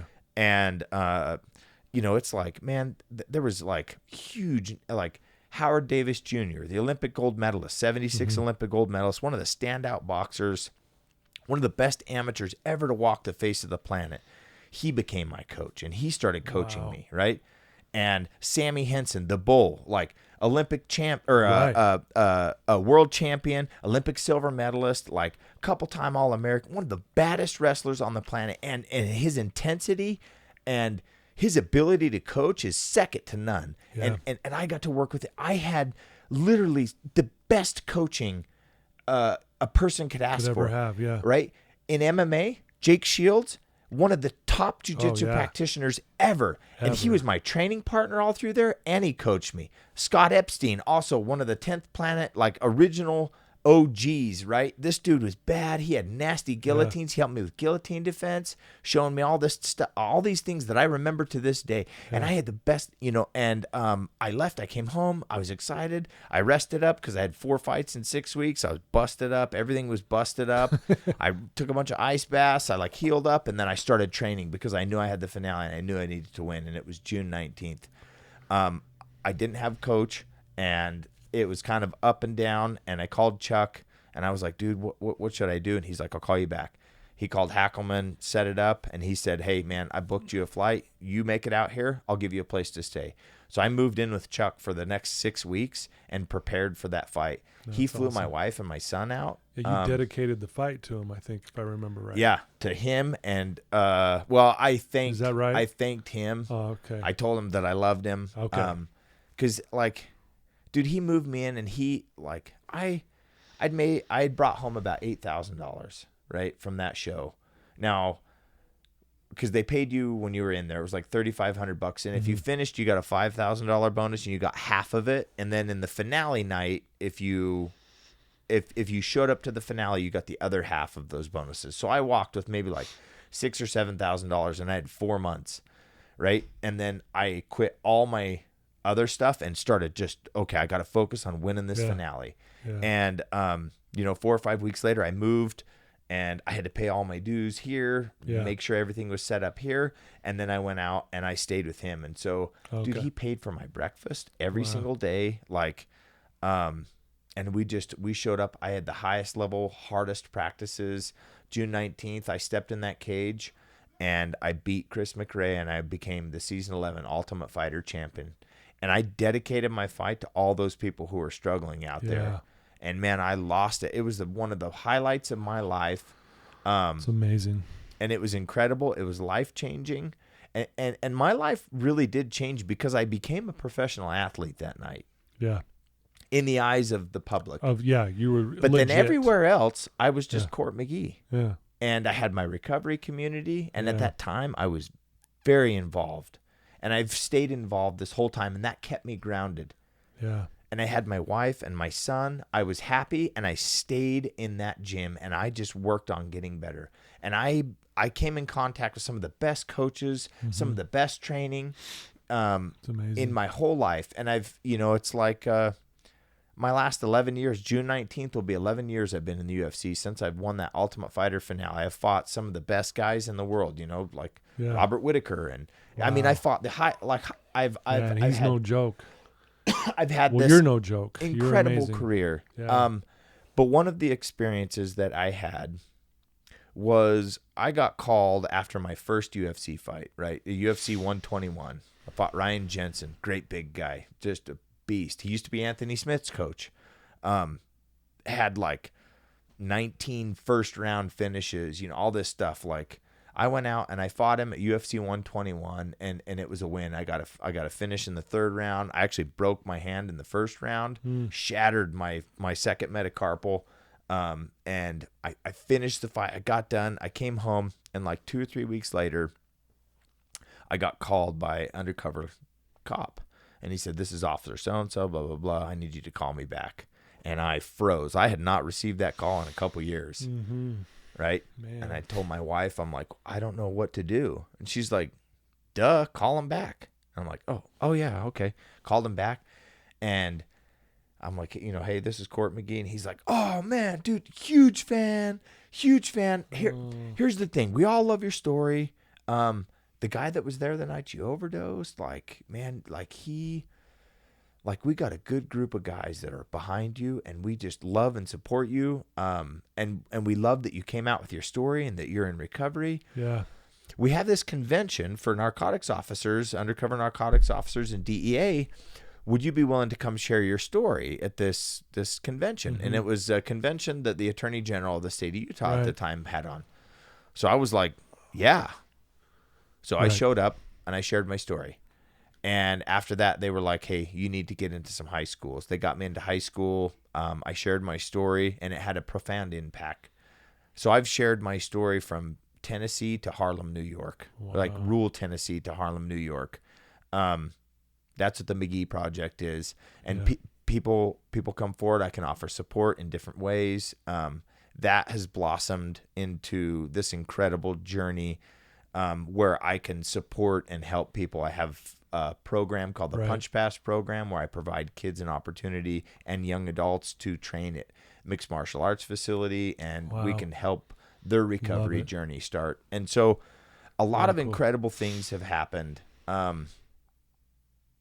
like one of the big highlights that I like to share is like I turned down a joint from Snoop Dogg. Wow. And being a person in recovery, that's a big deal. That for is me, a big right? deal. And like That is a big deal. which is kind of funny, but That it's is like funny, actually. and people say like, what are some of the highlights of your, and it's like that's one of them. But man, the team I have, the people I have around me, the coaching, the friendships, the relationships, it's like I couldn't ask for more. I had nothing when I first got sober, but a little bit of hope, and I have an abundance of friendships and relationships today. And I get to be the person that I think my higher power wants me to be. Yeah. I get to be the professional athlete that I think my sons would look up to. Sure. If I'm being honest with myself. Yeah, right. I love it. And I'm forever grateful. Yeah. If I put my recovery first, Everything that comes second in my life gets put first class. And I stick to that. Wow. Amen, my friend. That's amazing. What an amazing story. Thank you so much for being willing to share this. I mean, you're honestly the easiest interview because you're so well spoken. I mean, not too bad for knucklehead. Not too bad for a knucklehead, right? I have much respect for you, much gratitude for you as well. I love what you're doing to try to help other people. You know, it kind of gets me emotional because I'm the same guy. Like, I'm definitely not a fighter. I would tap on a foot stomp, by the way. I just want you to know that. But you're a fighter in other ways. Other ways, exactly. But I do admire you in so many levels, and the world needs you, and I'm glad you're here, and I'm one of your fans as well. I want you to know that. Awesome, man. And if people want to reach out to you who's hearing this, they hear your story, they want to get to know you better, what's the best way for them to contact you?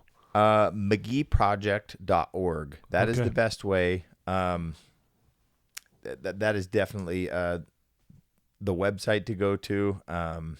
Contact at McGeeProject.org. Okay. Great. And that's our email. Okay.